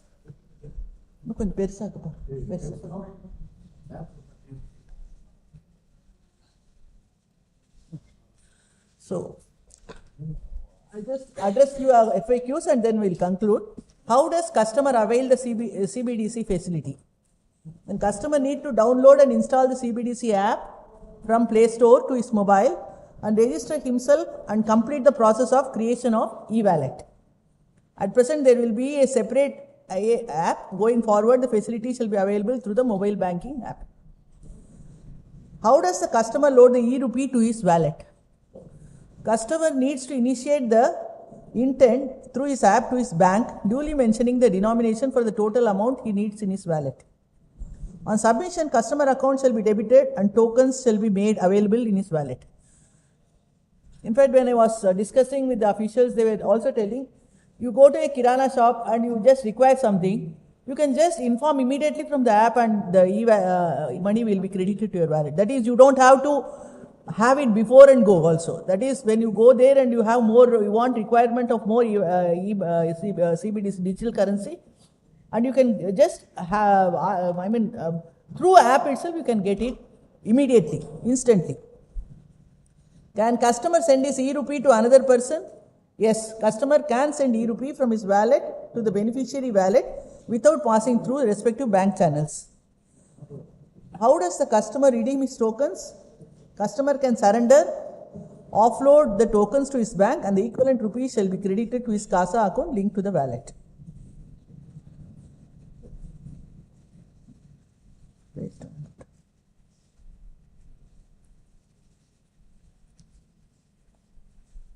Will e-rupee is a replacement of cash and cards? No. Reserve Bank of India in its concept note states that e-rupee is aimed to complement and create an alternate to physical currency and not replace current forms of money. It is envisaged to provide additional avenue of handling money to users. What is an e-wallet? An e-wallet is a digital wallet in your mobile device which will store your digital currency like the physical wallet stores physical currency. It may be mentioned that if you lose your physical wallet, retrieving the same is very difficult. However, in case of digital rupee wallet, the money is saved even in the device. If the device on which the wallet is saved is lost, as the same can be retrieved by creating the wallet protected by PIN.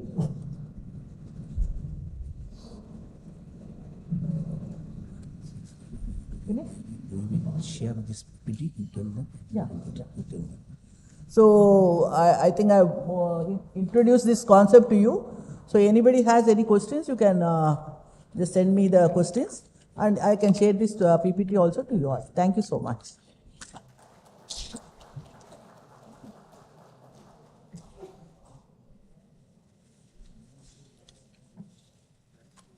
Thank you, ma'am. And thank you, C. Mahesh Bajaj, the chief guest, for this valedictory session. That brings the program to a close, but please spare a couple of more minutes.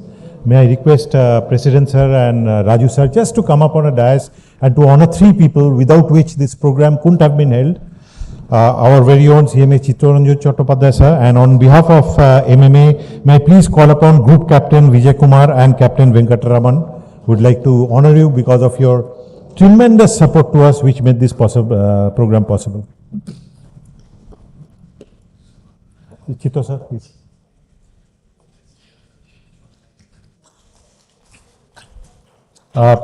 Group Captain Vijay Kumar, please. Chitto sir, please.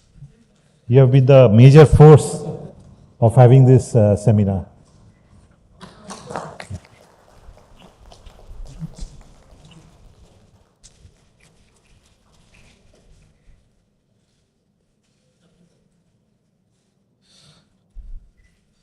May I request CMA Rakesh Shankar, is a member of our Cost Accounting Standard Boards, to kindly propose a vote of thanks, and may I request the dignitaries to kindly take their seats. Yeah, please. Thank you, sir. There goes a Tirukural which says, Sevikunavillada Polu Vaitrakum Siridiyappadum. Already we have opened with the dinner. Maybe it's a formal vote of thanks. It's a great day, and I need to thank all the key managerial personnel of the banks, starting from our CMA Krishnan sir, who has travelled all the way from Thoothukudi to be with us on this fine evening.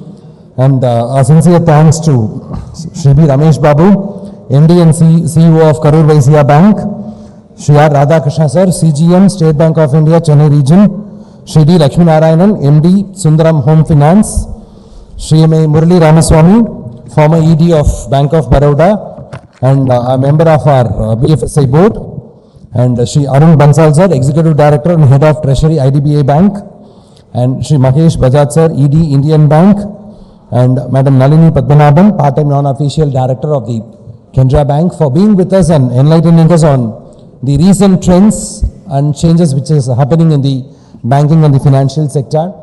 Heartfelt thanks to the Madras Management Association for partnering with us at a very short notice. We had just 15 days time to organize this function, and it has been organized in a grand manner.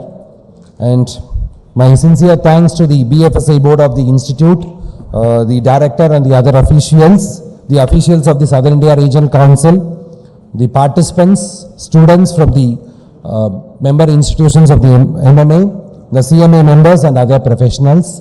Thank you so much for being with us. So stay connected with us in all programs. Every week there is a professional development program which happens at the institute. So stay connected. So wherever possible, please contribute to the profession also by sharing your suggestions. Thank you all. Let us raise for the national anthem. I just want to mention from my core of the heart, my heartfelt thanks to Mr. Mahesh Bajaj, who has really been very busy, but he has come, and Mr. Arun Bansal from Mumbai, who has come, all our Mr. Krishnan, who has come here, all and you all our speakers, all our guests, and I am really thankful to Madras Management Association for holding this program. Tomorrow we are having another great program in Kolkata on social stock exchange role of professionals. So naturally, I would request everybody to please join online. It will be a great program. It will be addressed by the SEBI CGM on this particular matter. You know, this is a ESG matter, social audit matter. These are coming, you know, the concept on the whole professional field and as also in the corporate field. So I request everybody to join tomorrow itself. Thank you, sir. Thank you, sir. And we had our immediate past president and president, both of them joining with us in spite of their busy schedule. Thank you so much, sir. We'll raise for the national anthem.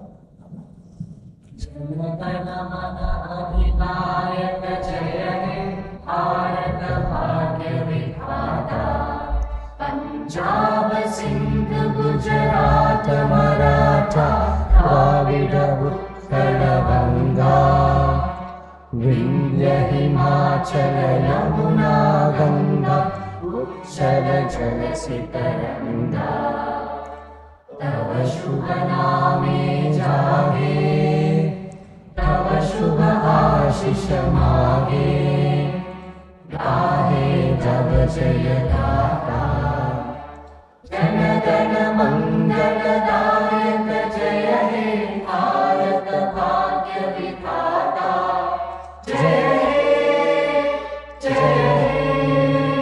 जय जय जय जय जय